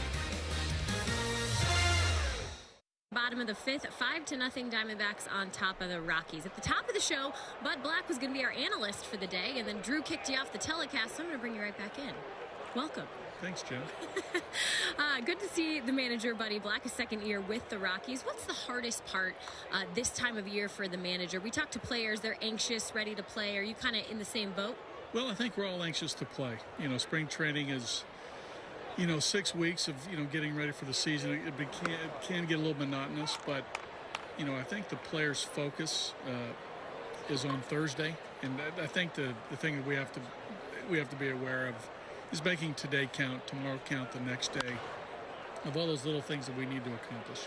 Well, speaking of making today count, Almonte on the mound, probably not the outing you guys were hoping from him, but can you find some fun in a day like today? Some minor leaguers getting a lot of work. You get to hand the baseball off to them in a major league's atmosphere. You never know how a season's going to play out. And some of these kids that are pitching today, especially this kid McGuff, who's got a good arm, potentially you might see him this season. He'll be in AAA. And once the season begins, when it really counts, you might find that some of these guys who are maybe not on the radar get on the radar. So that's sort of exciting thing for us to see new players that we're not exposed to who are in big league camp, who come up, from minor league camp to contribute. We've been talking about the moves that have been made. Of course, David Dahl going down to the minor league side of things. He'll probably see some time at some point this year, wanting to get him some regular at-bats. You still have a couple of decisions left to make this week. You have Tauchman and Tapia, McMahon. When you're looking at these guys and where they fit in the roster, whether it's the 25-man or going to be used a bit later in the season, what are some of those hard decisions like for you? And just personally, I bet you kind of struggle back and forth with how you have to tell them about it. Well, all these decisions are made in the best interest of the team and the player. When we look to set our roster at 25 come Thursday, these decisions are made with the long-term picture and also the short-term. And some are difficult. Some are difficult decisions because some guys might have shown well in spring training. At some point they're going to help you. They want to help you immediately, but when you've been through it as long as a lot of us have been, they become a little bit easier because the long range goal for these guys are to be longtime Rockies, and not making the roster at the start of the season sometimes can be the best thing for them. Last thing, buddy, and then we'll let you get back to managing. I wanted to ask you about Mike Tauchman winning the Abby Greer Award today, known as the MVP Award for spring training. His numbers were great on the field, but what really impressed you about this camp for him? You got to see him some last year at the big league level, and just his fight in trying to make this 25-man. Well, he got a lot of at-bats, and, all parts of the game, he played really well. He played really good defense. He ran the bases. All the little things that we asked him to do, lay a bunt down, steal a base. He played hard in practice. He did a lot of great things during the time that he got here until we announced this award today. So well deserving, very good chance that Mike will be on the opening day roster. All right, we look forward to spring training winding down and seeing you for the real thing on Thursday at Chase Field. Thanks, buddy. Appreciate it. Guys? Jenny, great job as always. How about Pat Vallejo almost taking the glove of Jake Lamb off? That was frightening right there. That was a rocket. Yeah. That's one where you don't even have a chance to blink. Wow. Double for Vallejo. Well, thanks to Buddy revealing a little something. Mike Tauchman, who had a great spring, as Jenny and Buddy discussed. And he's a versatile guy. And he's a guy, as an extra, and it's not to say he, again, can't be a regular at some point, runs well, short swing, repeatable swing. So, Corey, take people through when you evaluate a young hitter, daylight play, Pat gets back, a swing that doesn't have to be serviced all the time. You know where I'm going with this. Yeah, I think when you're talking about Mike Tauchman and his ability to repeat his swing and have a similar approach, whether he's coming off the bench or whether he's starting in the lineup hitting leadoff or hitting 8-hole, which is a common scenario for him, or playing left field, center field, right field. He's got all those things. He knows himself well enough to not change, and he has the ability to repeat his swing, which is a big deal. I think for Mike Tauchman, coming in from last year, getting his first taste of the big leagues, I think he saw an opportunity. I really do. I talked to him a little bit when we did the Rockies Caravan. He had actually gone and hired a trainer for the first time instead of working out on his own, and said, I've tasted it. Now I want to be there. And I think he's taken the opportunity, he's run with it, and he's the kind of guy who understands himself well enough to just go out there and play the game of baseball. He could always hit. Going back to his days at Bradley, he was a tremendous hitter. he didn't, for a good-sized guy, he didn't start developing pop really until the last 18 months. And I think that's one of those things that's, it is a learned habit. You have to practice it. You know, guys always talk about the last round of BP, hitting balls out of the ballpark. Well, you have to actually practice it to do it. And I'm sure for Mike, in college and everything else, he wanted to be a doubles hitter with an occasional pop. If you want to be a big leaguer or come off the bench, you got to do a little damage occasionally. So you have to learn and acquire that swing where you're catching it out front, bolting that front arm to your chest, so you can actually do some damage. And I think he's one of those guys, it goes to show you, you never stop learning. When you want to be a Major League Baseball player, you have to continue to evolve. You can't just stay comfortable. We talk about Nolan doing it. We talk about Charlie doing it, DJ doing it, Mike Tauchman, you see him doing it. How am I going to iron out my niche to be a big league baseball player? 2-2 on Ryan McMahon with Valaika in scoring position after the one-out double. And this ball is lined to right. Owens makes the catch. 2 outs. He stayed on that breaking ball well. 2 outs. That'll bring up Tom Murphy. Rocky Spring Training Baseball is always live with the MLB.com @BAT mobile app. Stay connected all spring with radio broadcasts, video highlights, stats, news, and more. By the way, that app, in all seriousness, I think the pitch, the way they show the location, the movement, the ball, I think it's incredibly cool. Awesome. Yeah. It gives you all the information that you hear people talk about. You see it. 5-0 Arizona leading. Tommy Murphy coming up with Valaika at second base. This is a long conference without the removal. Taylor Clark has been the only guy on the hill for Arizona. Did you see the mound visit? How many is that? That counts as 2 because it lasted so long. You get 6. That's their first. I know.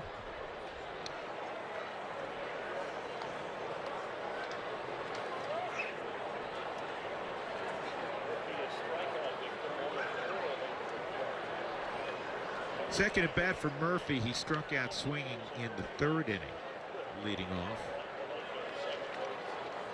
Tommy's really worked on his flexibility, and it's helped him defensively behind the plate. Mark Strittmatter is the Rockies' roving catching coordinator and does such a marvelous job with guys all the way up and down the system.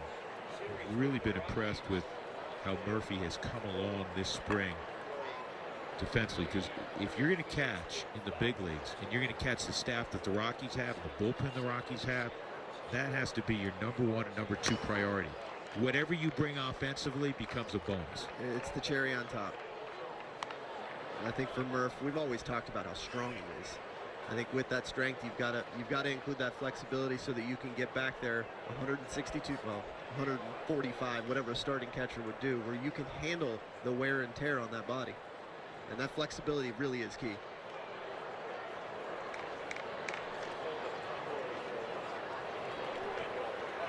That's high. Although I will say that's one of those things, Drew,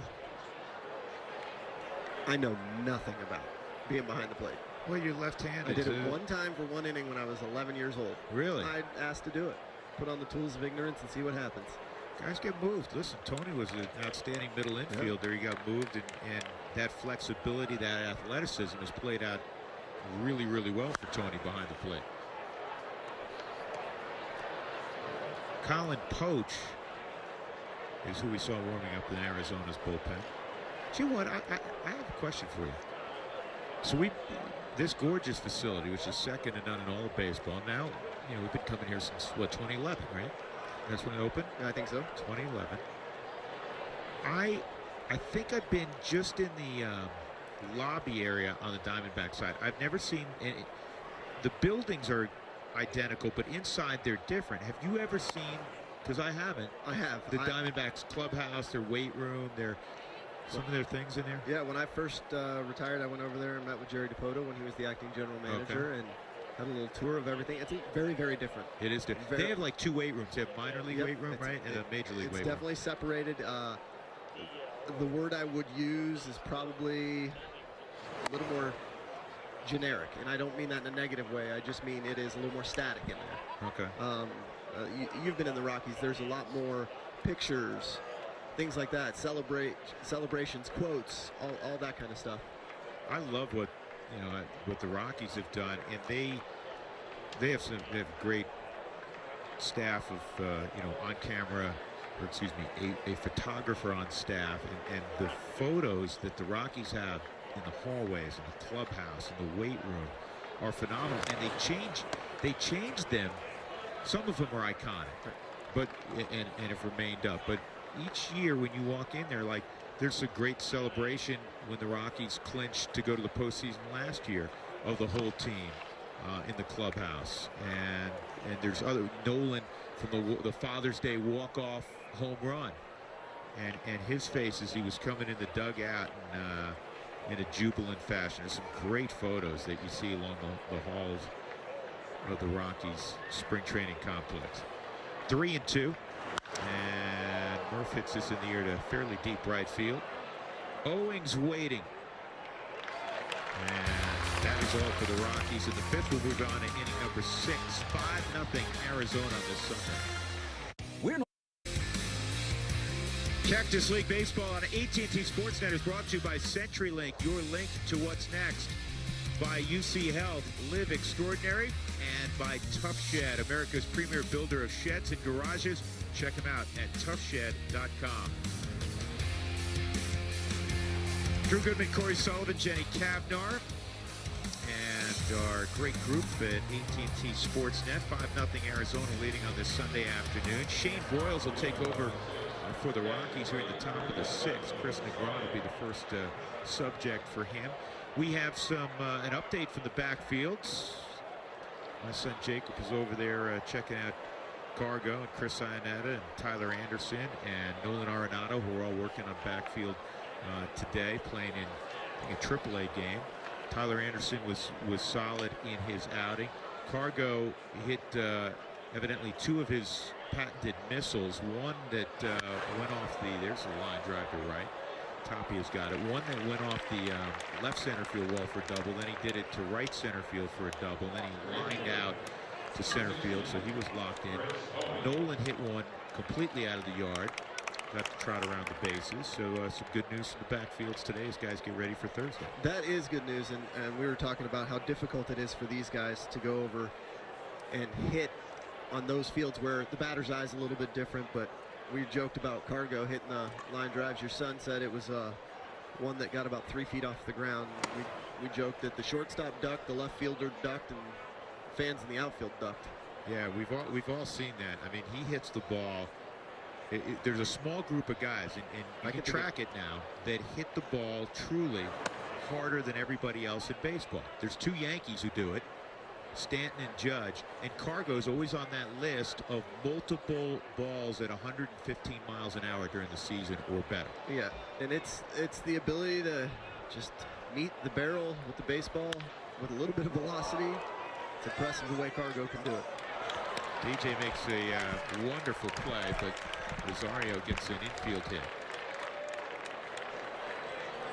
Actually, that's Owings. I lost a guy in my lineup here.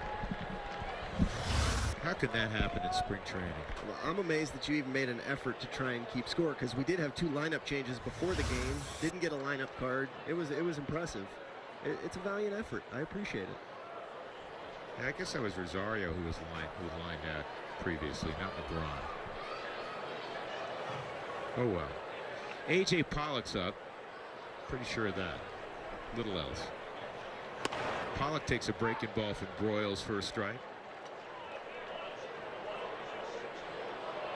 How many at-bats did you like to have to get ready for the season? I was one of those guys who actually wanted very few. Really? I wanted between 20 and 30. After that, it's almost like I would start micromanaging my swing.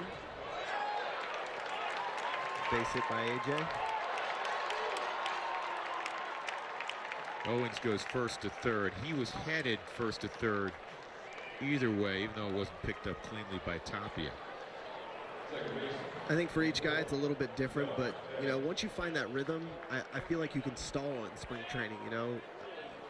and I always felt like I did at the first 2 weeks of April. I would have a really good spring training, have 45, 50 bats, because I was one of those guys who would play every day or come in on defense for a starter and play every day. And unfortunately, I'd find that little weak period during first and second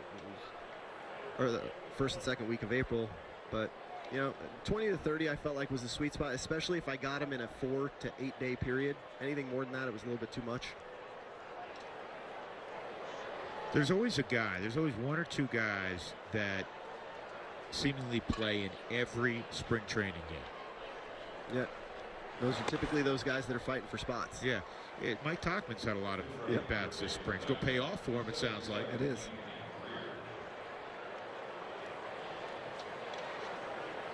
But if memory serves me, you were talking about it way back.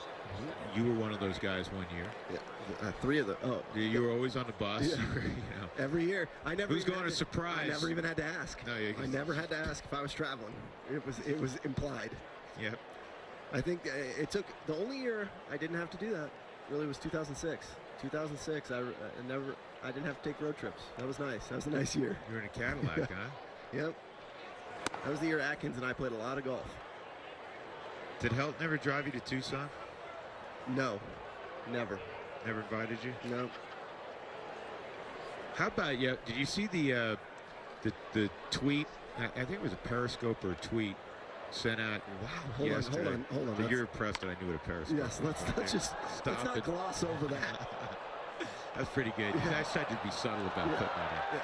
That was all for you. Okay. So yesterday it was a night game, about 20 minutes from here in Tempe, on the border of Mesa, near ASU, where Sloan Park is, the home of the Cubs, their new home, last few years. And DJ drove. Charlie sat in the front seat. Cargo was in the back. Those 3 guys went over there. Cargo goes. He gets in and he said, "Uber driver, Cubs spring training facility, please." Charlie's eating a banana. He's in shorts, and then they get out of the car, and they're like, they're like 3 Sunday guys playing a softball game. They don't have their unis on. They pull their bags out. They have their sanitaries on. Nobody wears sanitaries anymore. You know what I mean? Yep.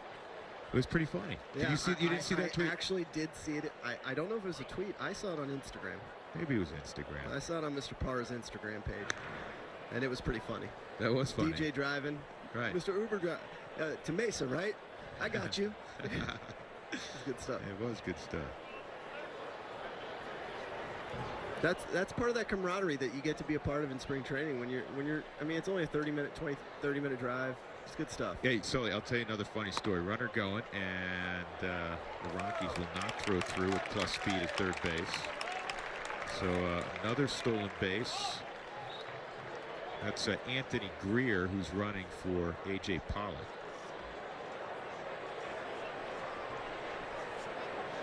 So yesterday, with some friends, and Jacob's with me, and we're walking along the concourse taking in the Rockies and Cubs, and a ton of Rockies fans there also. The game was started. We talked about this earlier. John Gray, 3 really good innings. And then for the first time this spring, Jake McGee threw on back-to-back days. And Rockies will come home with it. DJ, a perfect throw out at the plate. Went on contact with which is pretty common with 1 out, especially a 5-run lead. So the Rockies execute defensively, 2 outs. So Jake threw an inning. He'd given up a 2-run home run to Anthony Rizzo. And I'm walking along the concourse, and there is Jake McGee, like 2 innings later. He's hanging out. So I walked over and said, "Jake, what do you do, man?"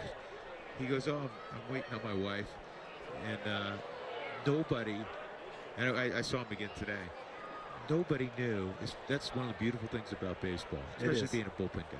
Nobody knew that guy was pitching in the game 2 innings earlier, and now he's in street clothes. He just showered up, and he's on the concourse. And he just is like another fan. Yeah, there's some anonymity to baseball. Not so much if LeBron James or Tom Brady walked by. Yeah, I think they'd have a noticeable effect. But when it comes to baseball, you blend in. Yeah, that was kind of funny. Jake Lamb's had a couple of doubles and a walk today. He has swung the bat well. Broyles ahead, 1 strike, and the breaking ball's in there, 2 strikes. Shane Broyles, non-roster invitee to camp, 26-year-old from Fort Worth, Texas.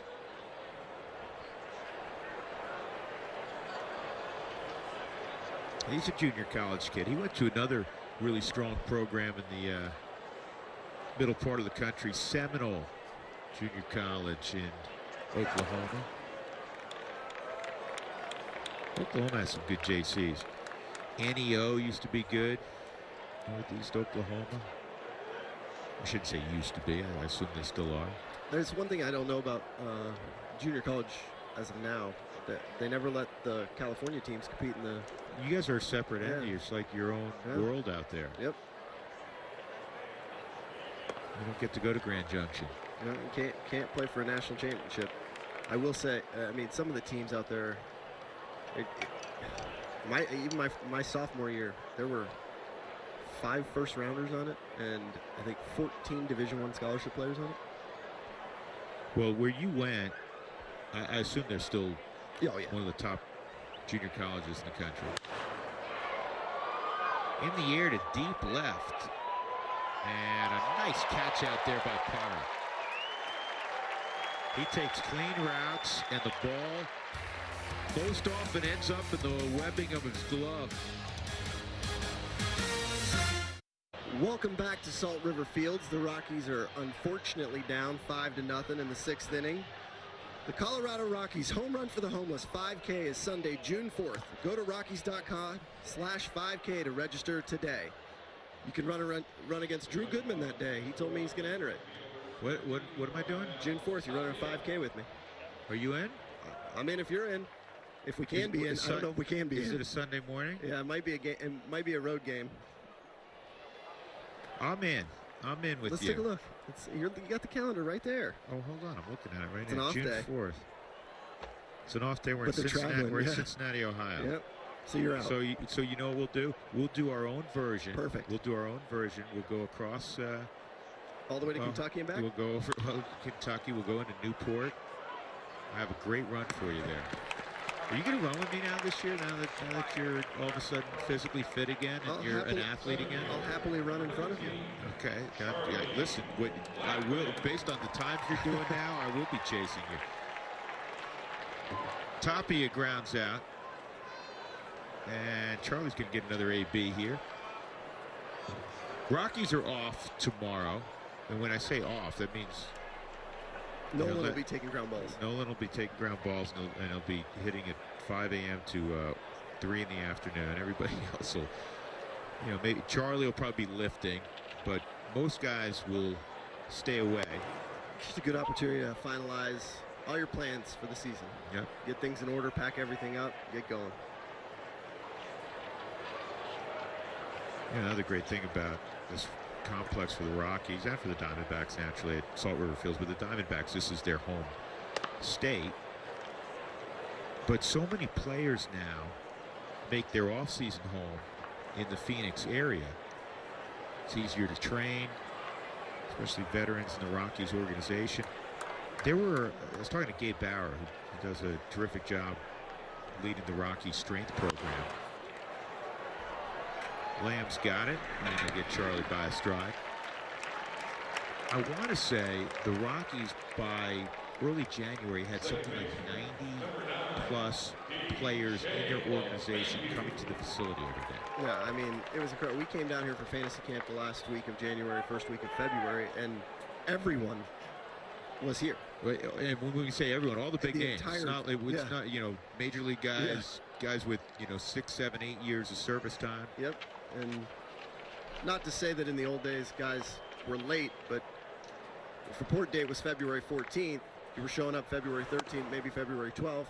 Nowadays, guys are here. They're going. Yep. DJ's hit a fly ball to right and smoked a line drive that Nick Ahmed made a nice play on it short. He's pulled a lot of baseballs this spring. Again, it's one of those things where you can't just flip a switch. You got to practice it.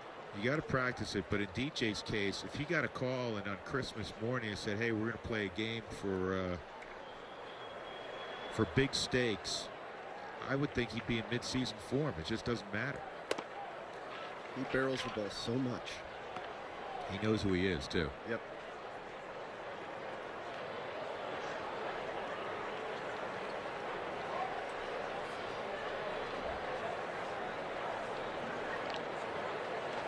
Drew Ellis is taken over defensively for Jake Lamb at third.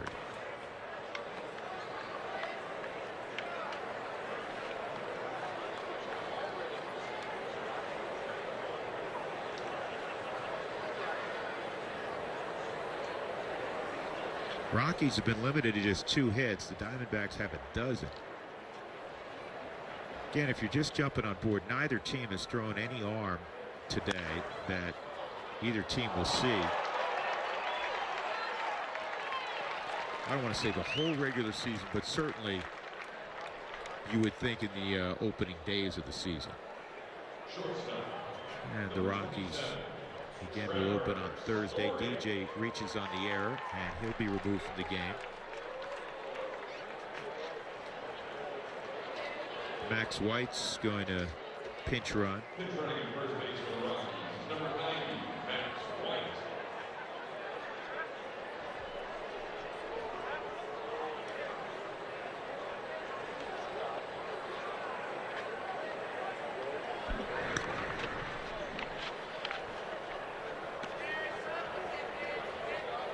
Story has struck out twice in the ball game.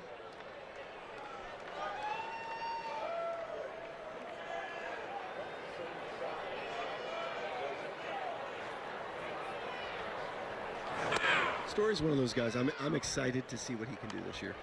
I'm excited for it. I think after last year, you know, call it a sophomore slump, call it what you will, call it, you know, them knowing where to pitch him and executing. I think he has answered the bell and prepared himself to have a big year.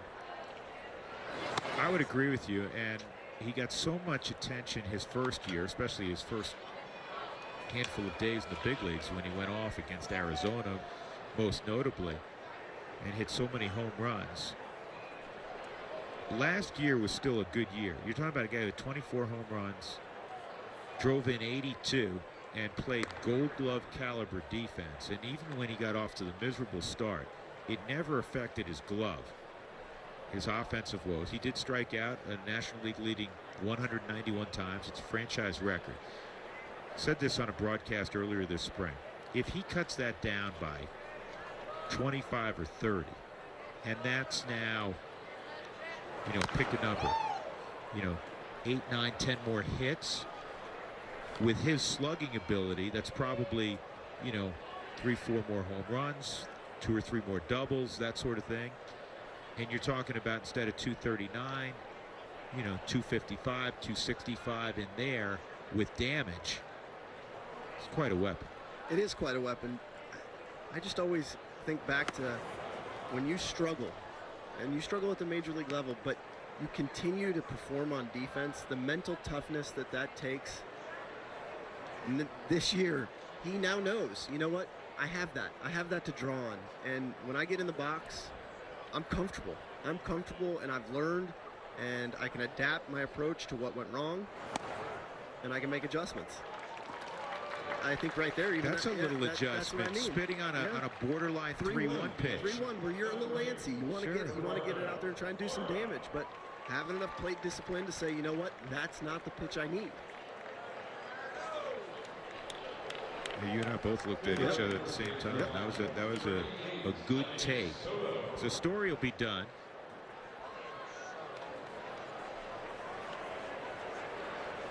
That's I believe Elliot Soto running.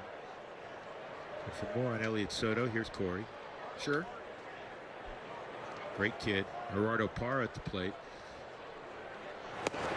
Parra takes a slider for a strike. Parra a double and a walk today.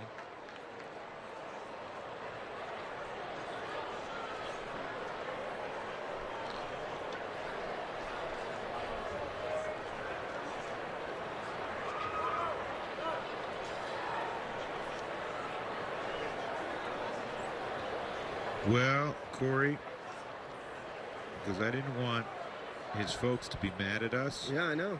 I was there. I want to talk about Elliot Soto. The problem is I can't find Elliott Soto. Nor can I. That's why I was Media guy. caught off guard there. That'll end the inning. And we will go to the 7th with the Rockies trailing 5-0. Cactus League Baseball on AT&T Sportsnet is brought to you by Southwest Airlines. Say yes to low fares with nothing to hide. That's transparency. It is a beautiful day in the desert. Final Sunday of spring training 2018. The Diamondbacks and the Rockies, who both call Salt River Fields home, battling today. 5-0 Arizona. And Jerry Basto's on the mound for the Rockies right now. I'm going to have to apologize to you. I'm going to check your calendar. I made the mistake of saying that the home run was June 4th. It's actually April 29th. The 5K is... Yes, the 5K. And I apologize for that. April 29th. Well, once again, we're going to take a different route because we're going to be in Miami. Okay. So we'll run down We'll run down Brickell Avenue. Yep. How's that? Yep.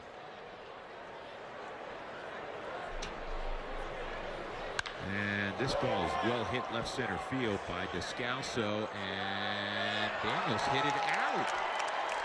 Oppo power for Daniel Descalso. I know these don't count, but he hurt the Rockies last year. He does it here on a Sunday in March. What did you call it earlier? Dad power? Dad power. Oppo is beyond dad power. That's double dad power. We were talking about how short his swing is. Right there, you see it. Short to the baseball. Lets the velocity of the pitch provide the power and just stays on plane. Nick Ahmed, whose first movement with his left foot is in the bucket, but has swung it well today, at least. A 2-run home run in the first and a single in 3 trips. Juan Uribe famously did this.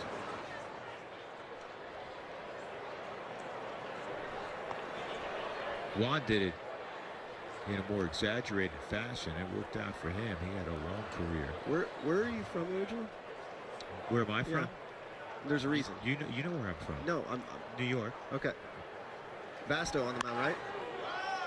What a play at short, and unfortunately it's going to go as an infield hit, but that's a great play by Patty Barrows. Jerry Basto on the mound. Yeah. Went to I did a little homework on him. Felician University, tiny school. Where's that? Rutherford, New Jersey. Not far. No, not far. No, it's across the Hudson, but Right, he's only the 3rd player ever drafted out of that school. That goes to show you, if you play, they will find you. they will find you. Yeah. I grew up there. I haven't heard of that. Yeah. Really? Yeah. I'm gonna make sure it's Rutherford. Well, East Rutherford's where the Right. Meadowlands and the Jets and Giants play there.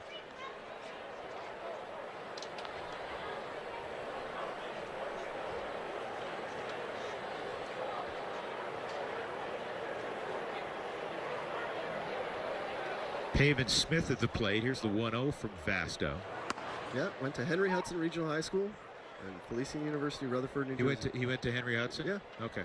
I know that school. So 1-1. I want to tell a quick story about Pavin Smith. This is awesome. This kid was #1 pick last year of the Diamondbacks. And I want to say his signing bonus was slightly over $6 million. And then he wrote a letter to his parents.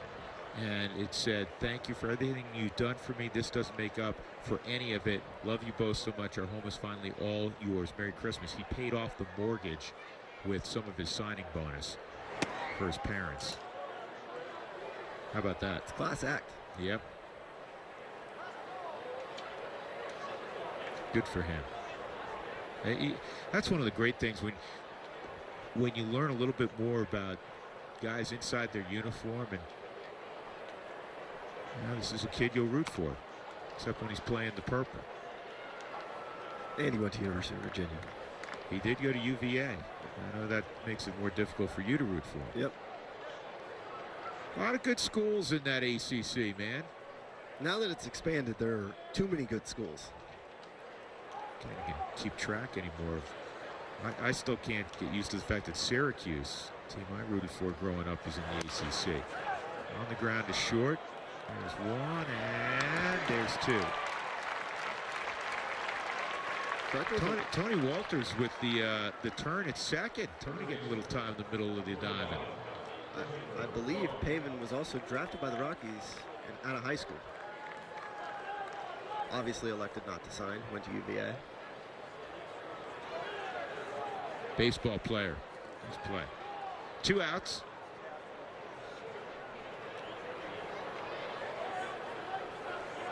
Here's Negron.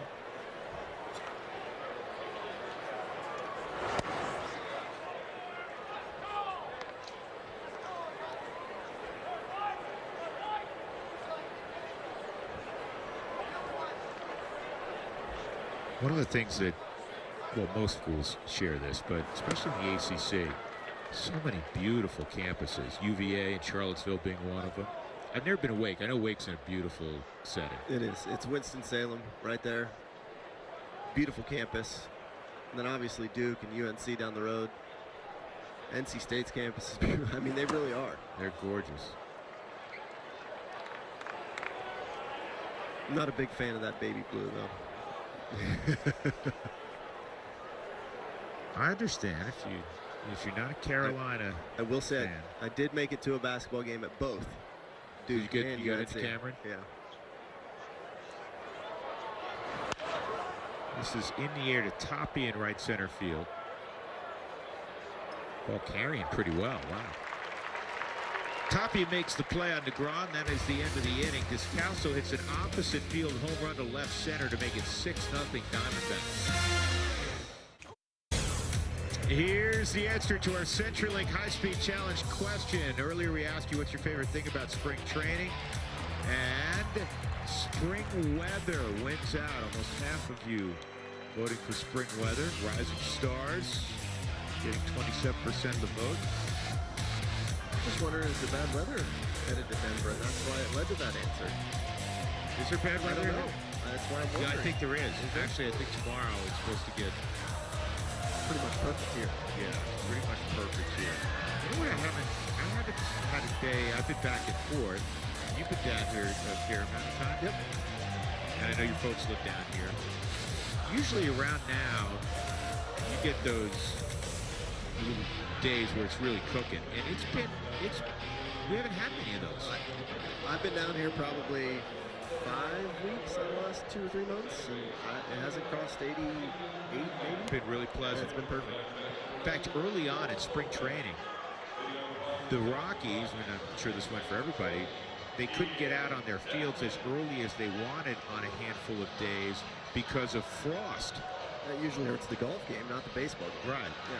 Hey, if you had that 7 a.m. tee time, and they said, well, we're going to hold off an hour. Ian Desmond's going to get another AB here in the top of the 7th. He's been hit by a pitch and grounded to second. Yon Lopez is now pitching for Arizona.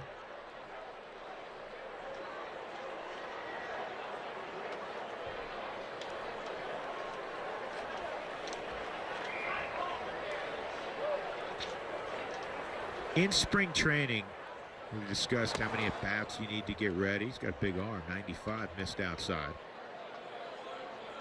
Did it matter to you, Corey, when you were a big leaguer, if you were facing a big league guy or facing a young arm like this? Did you want to start to, especially latter part of spring training, seeing guys that were, legitimate big league pitchers?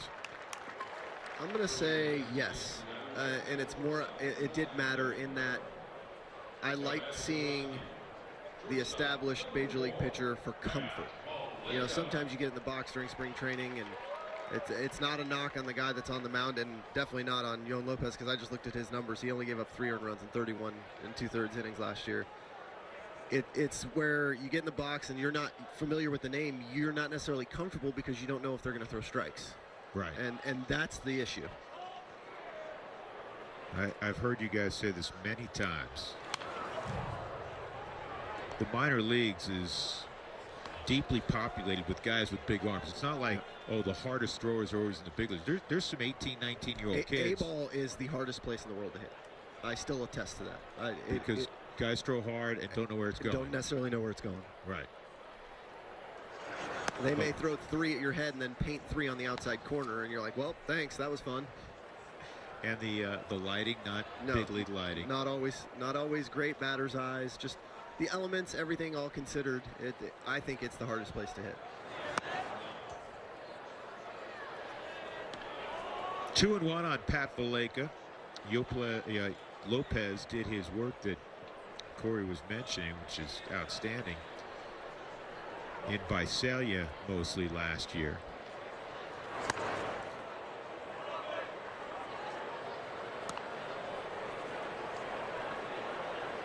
Sub 1 ERA. That doesn't matter where it is. Obviously, that's special. Yeah, that does not matter.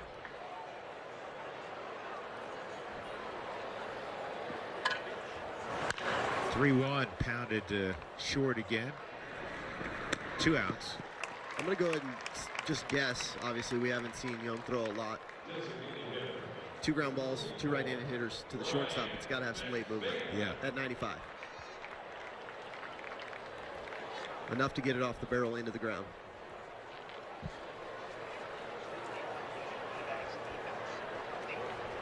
Ryan McMahon. Ryan, a strikeout, a line drive to straightaway center field. And that fastball at 96.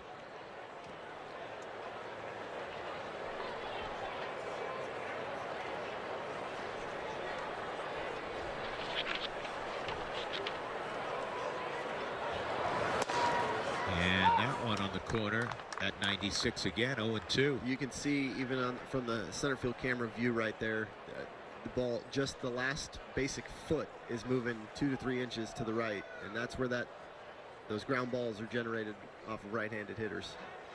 But I'll bet he's got a 4-seamer that he can turn up too. He throws a breaking ball and he gets ground ball to first. So an impressive inning for Lopez. 3 ground outs. Rockies done in the 7th. We move on to inning number 8. It's been all Arizona this afternoon. 6-0 they lead. DJ LeMahieu is checking out, heading to the clubhouse. His afternoon is complete. DJ fly ball line out and reached on an error. He's ready to go. He's counting down the moments till Thursday. Speaking of DJs, DJ Johnson is now on the hill for the Rockies pitching.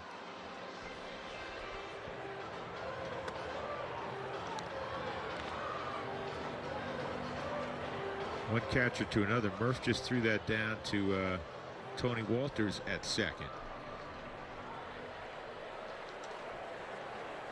Alberto Rosario, who's been doing the catching today for Arizona, will lead it off.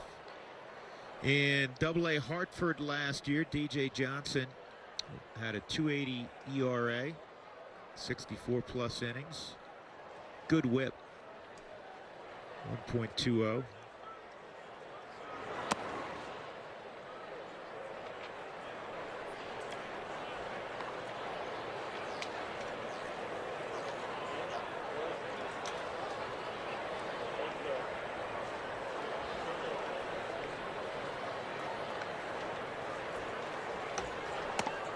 And that touches the outside corner, ball and a strike.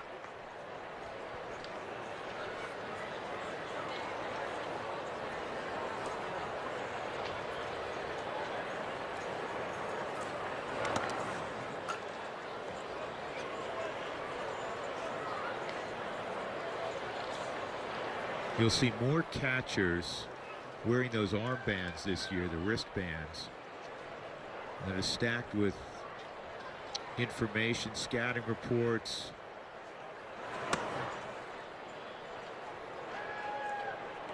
And other information. The reason you'll see more of it is because of the limit of mound visits. Yep. They got to have basically it's an itemized line of how to change signs without going out.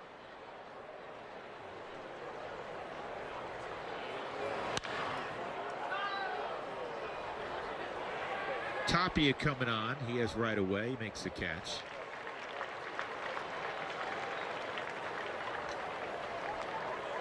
Shortstop, number 9, Kevin Herrera.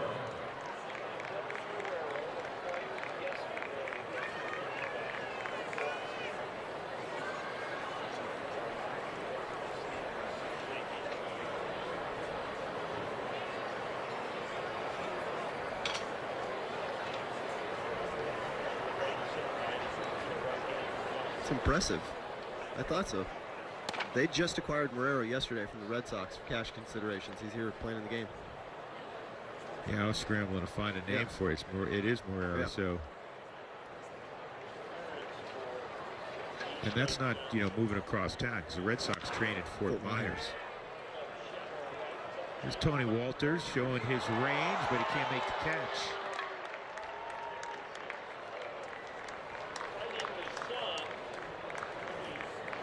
Probably he'll score that a hit. It's a tough play. Tough play, but I do think there's some value in that, is that this is one of those plays that if Tony Walters does get in at second base, that he's not used to seeing. So having it happen here in spring training will help him in the season.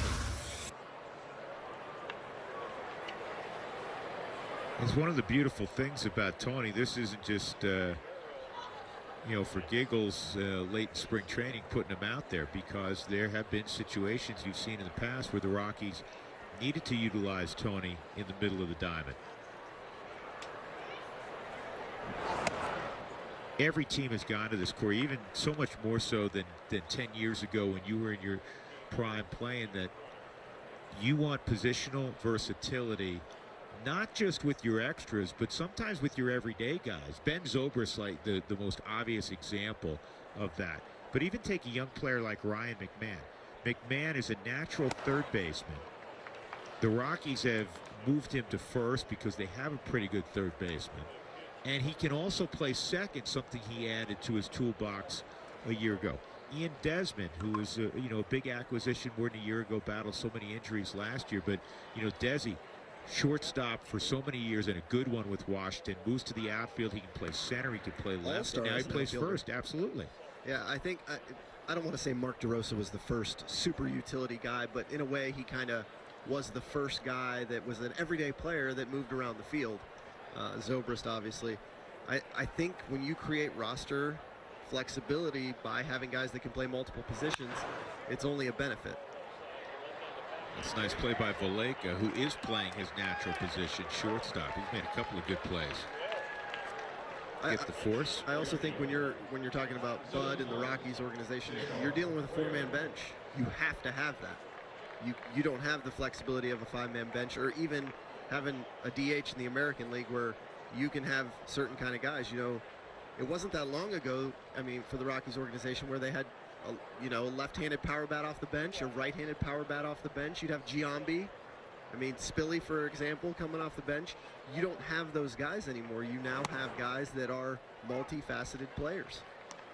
I'm trying to think, is anybody in the National League going to go with a 5-man bench? I don't see it anymore with the way the bullpen is emphasized these days.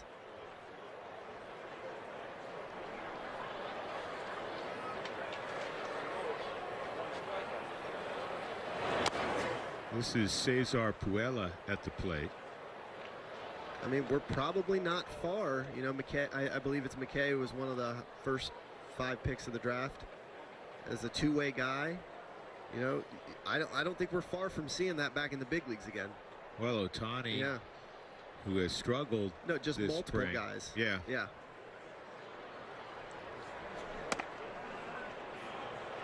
I wonder how much the weight of a nation on the shoulders of Ohtani and everything he does being scrutinized and put under the microscope has affected him in his first spring training in the States. Yeah, I'm sure there is some of that. I'm sure he's putting pressure on himself just for himself. But I caution everybody that he's a good baseball player. He's a good pitcher. He's a good hitter. You always, we read scouting reports and things like that that are talking about his hitting approach and things like that.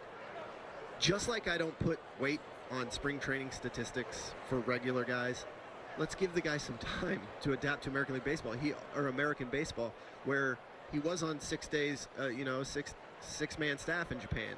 Let's see how he adjusts. Give him some time. Let's not just jump and say, well, that's failed. Yeah. Yeah. I think that's reasonable. Yeah.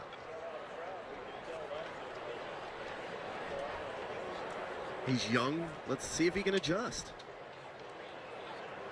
There's so many factors, and too often we think these guys are machines.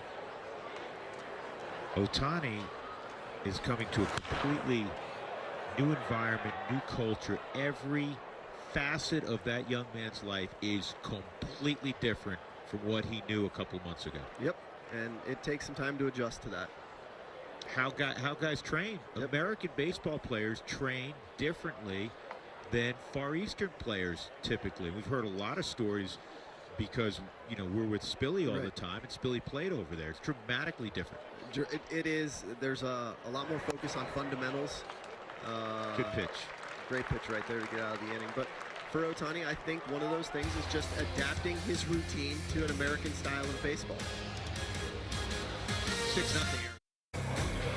Arizona has announced who they'll start against the Rockies, at least in games 1 and 2. Now, you're probably saying, where's Zach Greinke? Zach Greinke's been pushed back a little bit. There's a possibility the Rockies will see him on Saturday. That has not been announced yet, but it'll be Patrick Corbin, who's got a little more veteran status than Robbie Ray, who really broke out last year. So the Rockies will see 2 lefties out of the gate against the Diamondbacks when they move down to Chase Field. The Rockies have not officially announced who they will start opening day and what their rotation will be. Buddy Black was asked about that this morning. He said, I want to talk to the guys first. I mean, you can pretty much do the math a little bit, at least if you pay attention to the calendar. Start lining them up. And start lining them up. Looks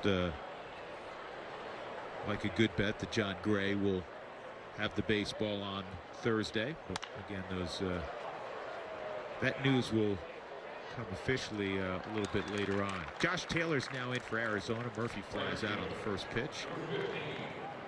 And Raimel Tapia will get another plate appearance. A couple of ground outs, one to the left side and one to the right side for Tapia thus far.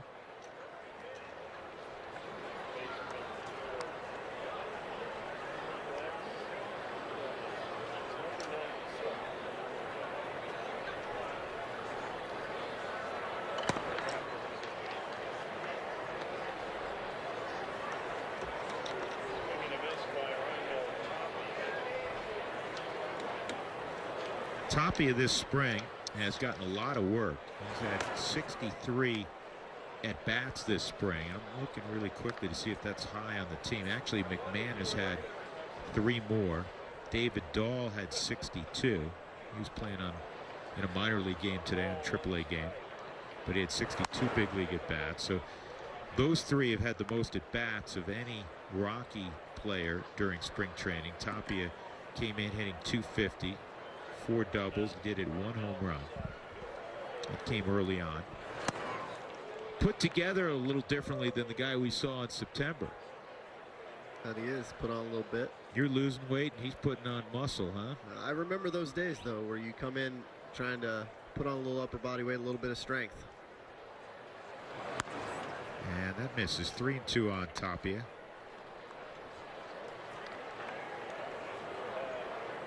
It's no surprise, though, that the guys that are fighting for those roster spots are the ones seeing the majority of the at-bats.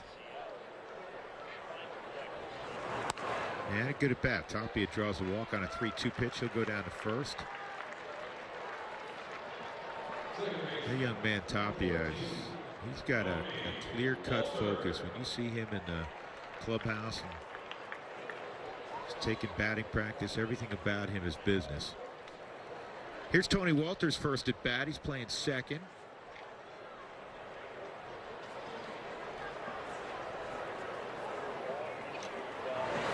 And Tony hits it to second. This will be a double play. So the Rockies blanked last night and have yet to score in 8 innings this afternoon against Arizona. 6-0 the score. Brought to you by Southwest Airlines. Say yes to low fares with nothing to hide. That's transparency. By Wells Fargo. Wells Fargo customers get your 2-for-1 Rockies club level tickets by visiting wellsfargo.com/Rockies. By Tough Shed, America's premier builder of sheds and garages. Check them out at toughshed.com. And by STK Denver combines the modern steakhouse and chic lounge into one vibe dining experience.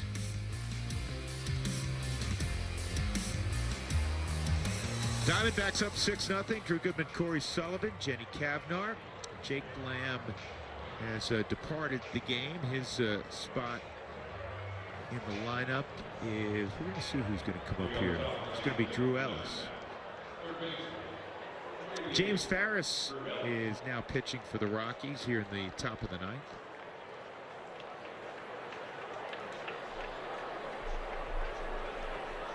Jake Lamb, a couple of doubles today.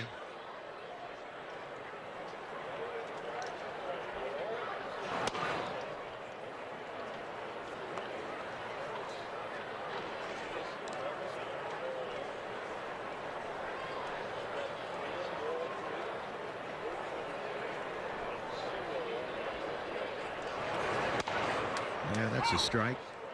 1 ball, 1 strike.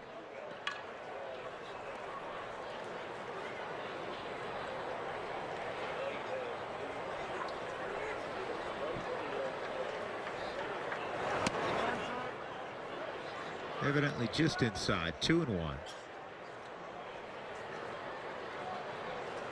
Do you remember your first at bat in a big league game in spring training? I do. How nervous were you, or were you nervous? Well, I was extremely nervous. Was the back leg shaking a little bit? A little bit. The reason I can remember it is there was an event that occurred during the game that I'll never forget, that pretty much made my back leg shake. It was in Tucson at High Corbett Field. Yeah. We were playing the San Diego Padres. You faced Trevor Hoffman? No, but it was the San Diego Padres, ironically. Right. And Doug Brocail was on the mound. Big Doug Brocail. And he was, the home plate umpire and him were chirping the whole game, or the whole inning he was in. And then he, if you remember Latch, sure, was chirping from the dugout, and then Doug basically started walking towards our dugout and tried to fight the entire dugout. Brocail? Yeah, and I was like, yep, yeah, now I'm in a big league game. I'm scared to death. He was big enough to do it. Oh my gosh. Then I got to know him a little bit when he was with the Astros organization when I was over there in 2010, and realized he was a big sweetheart.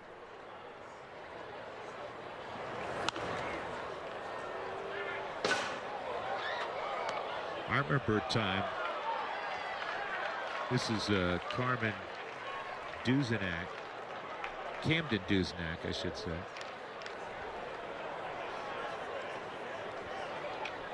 The current manager of the Philadelphia Phillies is Gabe Kapler. Yep. And did you overlap with Gabe? No. He was a Rocky in the early part of the 21st century. Good guy. As you know, there's no one more physically fit. Tough guy, too. And it got a little chippy, I want to say, with the Atlanta Braves. And all of a sudden, sprinting out of the dugout by himself was Gabe Kapler. Yeah. And he was going to do the same thing Brocail was. He was going to fight the entire Braves organization. Yeah. Pretty sure when you do that, that's the guy you don't want to mess with. That's the guy you pass on. Yeah. There's two guys you pass on. The first guy out of the dugout and the guy with cauliflower ears. Yeah, because you know he's been around. Yes. You want to fight the guy with cauliflower ears. 3-2. And that's bold foul.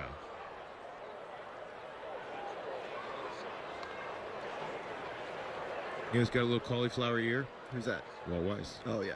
You don't want to fight Walt Weiss. You do not want to fight Walt Weiss. We'll see Walt in about 2 weeks. The Rockies open with the Atlanta Braves. And Walt, if you missed it, in the offseason is the new bench coach for Brian Snitker. 1 out walk.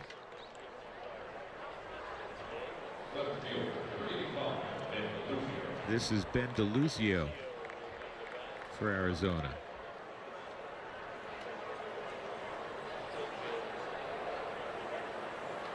Scott Burcham's in at shortstop for the Rockies.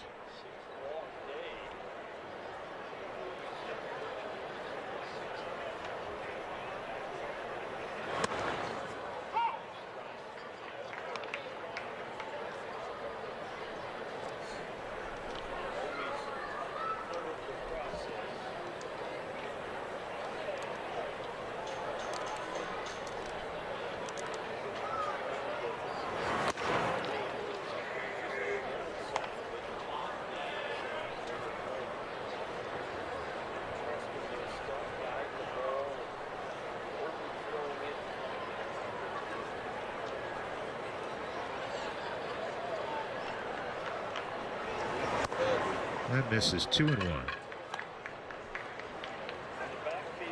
Well, big key to Arizona's success, any team's success, you got to have great starting pitching. Last year, Arizona jumped 24 games in the standings. They won 93 games. And their rotation was able to stay together even after the loss of Shelby Miller, because Godley came on and did a wonderful job for them. Taijuan Walker moved down from Seattle. Taijuan Walker, especially in the National League West, was really tough. And the two lefties we were talking about a moment ago with Ray and Corbin. And Zach Greinke bounced back after a tough, by his standards, first year in Arizona after the ridiculous season he had in LA. This ball's well hit left center field. And that's going to be a ground rule double.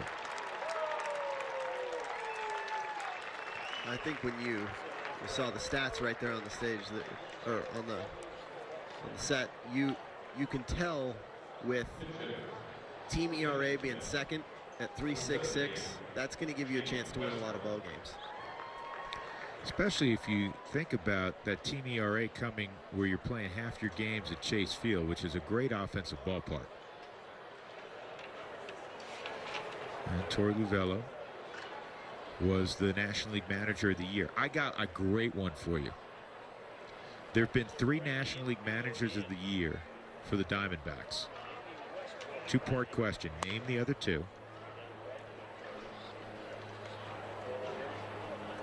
Do I get the second part? No, you got to name the other 2 first. This is Jaime Westbrook.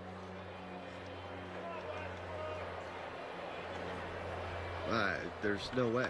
I got nothing. I can name Kirk Gibson. That was, but I was trying to figure out the one in 01. Doug Melvin. Okay. Doug Melvin. So it wasn't 01. Or was it Bob Melvin? Yeah, I said Melvin. Doug Melvin. Bob Melvin. Do you know what all 3 of those guys have in common? No. I just read this today. This is part somewhere. 2? This goes under useless knowledge. Useless I love knowledge. it. Which yes, I know you. This is right up your alley. This is complete useless knowledge. That's a swing. All 3 of those guys began their career in the Tigers organization. There you go. I'll never a forget piece that. of useless knowledge. But that's kind of strange, right? No, that is strange. Were they interconnected in any way in the Tigers organization? That's a strikeout. That I don't know, because there's a level of useless knowledge that you have to slam the gavel down and say that's enough. That we're not going the inception level. We're not going 3 levels deep. Yeah, exactly. We're just staying at level 2. I don't even know if you know what I just meant by that. The movie Inception. 3 levels deep. I don't watch as many movies as you. We've established that before, right? Okay. Well, I just didn't want to leave you out there. You could have the whole cast of Inception walk in this booth right now, and I wouldn't know who they are. Okay. I feel like you'd know Leonardo DiCaprio. Was he in Inception? Yeah. There's a few others. DiCaprio, right? He came up in the Tigers organization also, didn't he? Makes sense now. What a line out of the that I have to share that. Yes. Eric Ferraro, who's our director, had a great line. She said his baseball career went down on the Titanic. Well played. Yes, very well played. 2-1. This is Marty Harum, of course, at the plate, who did not begin his career, I don't believe, in the Tiger organization. But you don't know. But I don't know.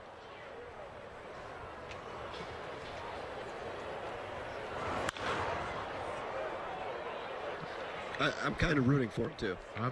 You know what I'm rooting for? I'm rooting for me to find something on Marty Harum.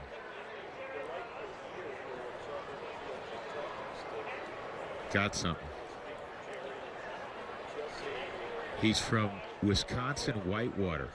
That's a really good D3 program. How about that? And he's got himself a base hit and 2 RBIs. 8-0 now, Arizona.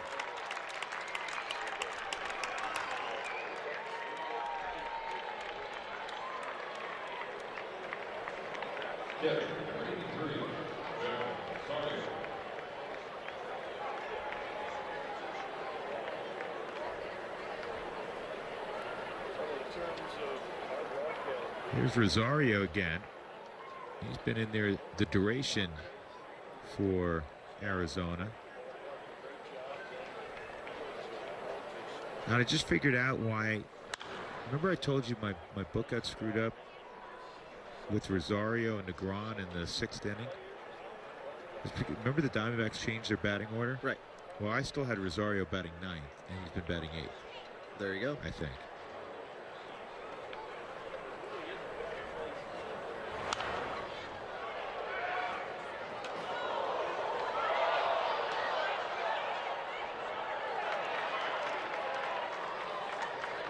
Ferris ahead 2 strikes on Rosario.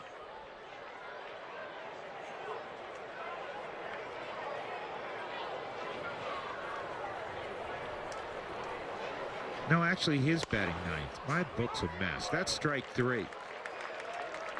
Thankfully this is spring training. 8-0 2-run single from Marty Harum. We'll go to the bottom of the 9th. Time for the steel power drive of the game. We mentioned this earlier. Some guys, regulars, getting some work in a AAA game on the backfields. Cargo hit a few lasers. One was caught today, but he did have a double to left center, one to right center. Nolan hit one out. Mike Tauchman also hit a home run today on the backfield. Wade Davis got a little work on the backfield today, Corey. So that's our steel power drive. This is Max White going to lead off in the 9th inning for the Rockies, trailing 8-0. 17 hits for the Diamondbacks.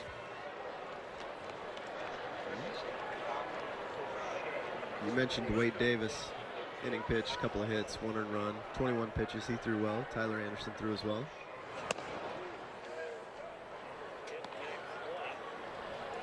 One thing you learn is when it comes to spring training and veteran guys, not guys battling to make a team, but veteran guys, and you hear the phrase used, well, they're getting their work in, they're working on something. There's a lot of validity to that. That's not trying to disguise poor performance. A lot of times the lines really don't mean a ton.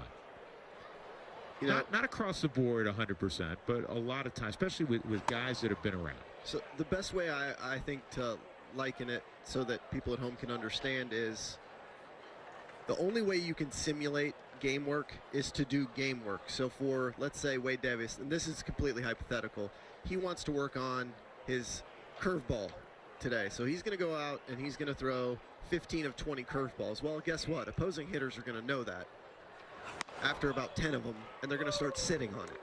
And once that happens, you're going to see them do some damage on that pitch, and you're going to give up hits.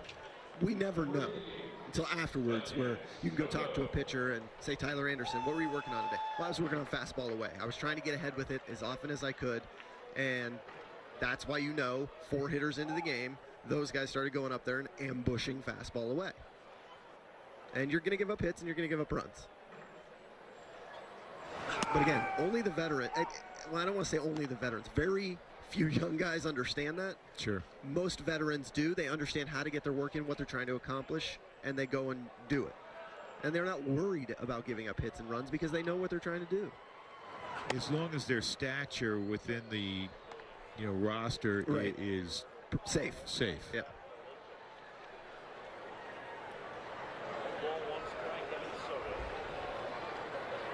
Tom Murphy got a lot of work behind the plate today. Elliot Soto's at the plate. 3-0 on Soto. It's his 4th plate appearance this spring in a big league game out of Elgin, Illinois.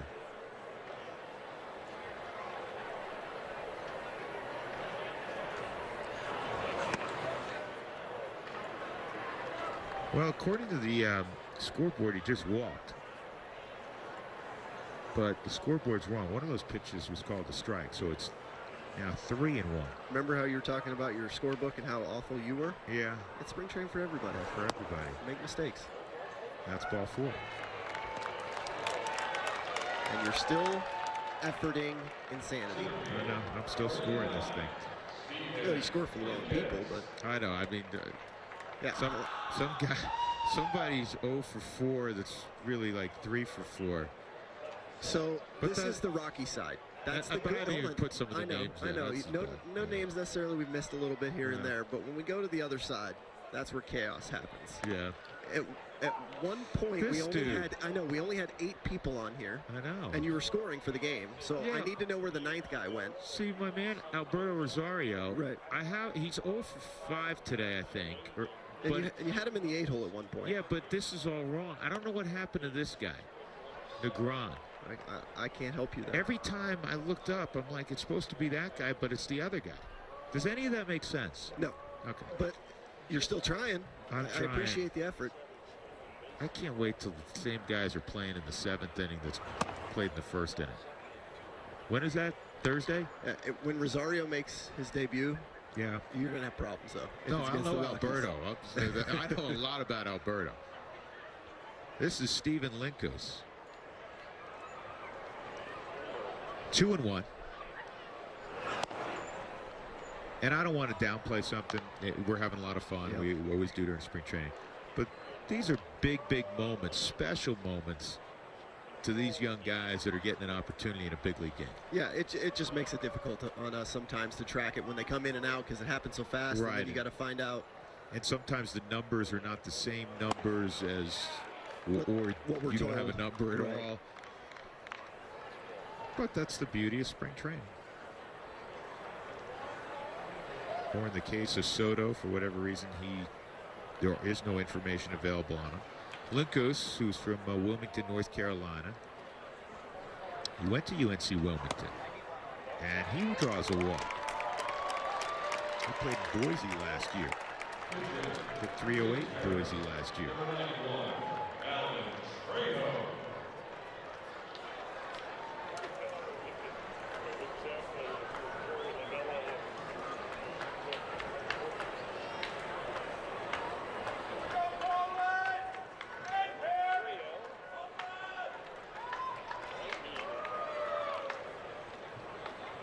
This is Alan Trejo.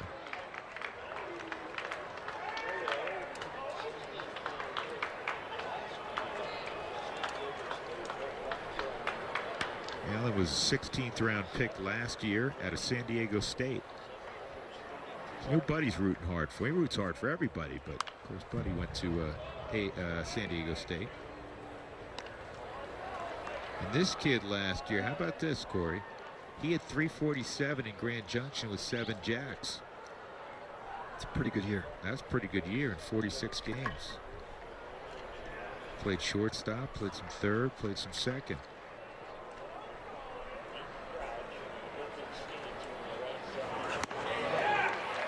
He goes down swinging, but there's some bat speed, isn't there? There is quick hands. I guess fortunately didn't plan on, but there's some pretty long bus rides in that league. Doing that kind of damage, that's pretty impressive. You know what had to be the hardest for me looking at it? The hardest aspect is, especially if you're a teenager, because you know you're still trying to grow up. Buddies are sending you, these days of social media, what they're doing on their respective college campus and the party or the whatever, right? And you just went 1 for 12 on the weekend, and you're trying to slam down a Subway sandwich and get ready for a 12-hour bus ride. You miss your friends, you miss mom and dad, you're miserable because you feel like you're not doing well all of a sudden. That is so difficult. It really, really is. It's a grind, but you have to focus on the goal, not the process necessarily. In moments like that, you got to remind yourself that you're starting on a journey to chase a dream, and not all of it's going to be easy. Got to stay so mentally tough. Pat Valaika. Pat today, deep fly to left field, a double and a ground ball to short. 2 outs, 2 on for the Rockies. Bottom of the 9th inning. Arizona leading 8-0.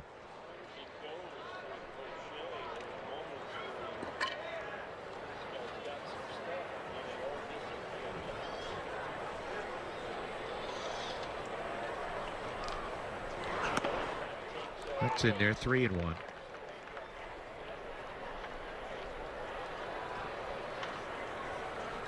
Folks, we'll have the final spring training game also on AT&T Sportsnet. That'll be Tuesday. And then the next one, for real, This ball is crushed. If it's fair, it's long gone.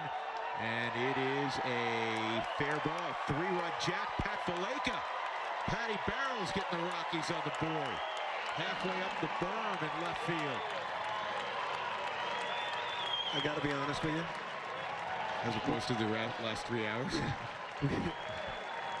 We saw that a lot last year. I don't know if you got to catch the game on Friday, but I feel like it's needed to call out my cohorts, Jeff Houston, Jenny Kavanaugh, myself, for our lack of a good home run call like yourself right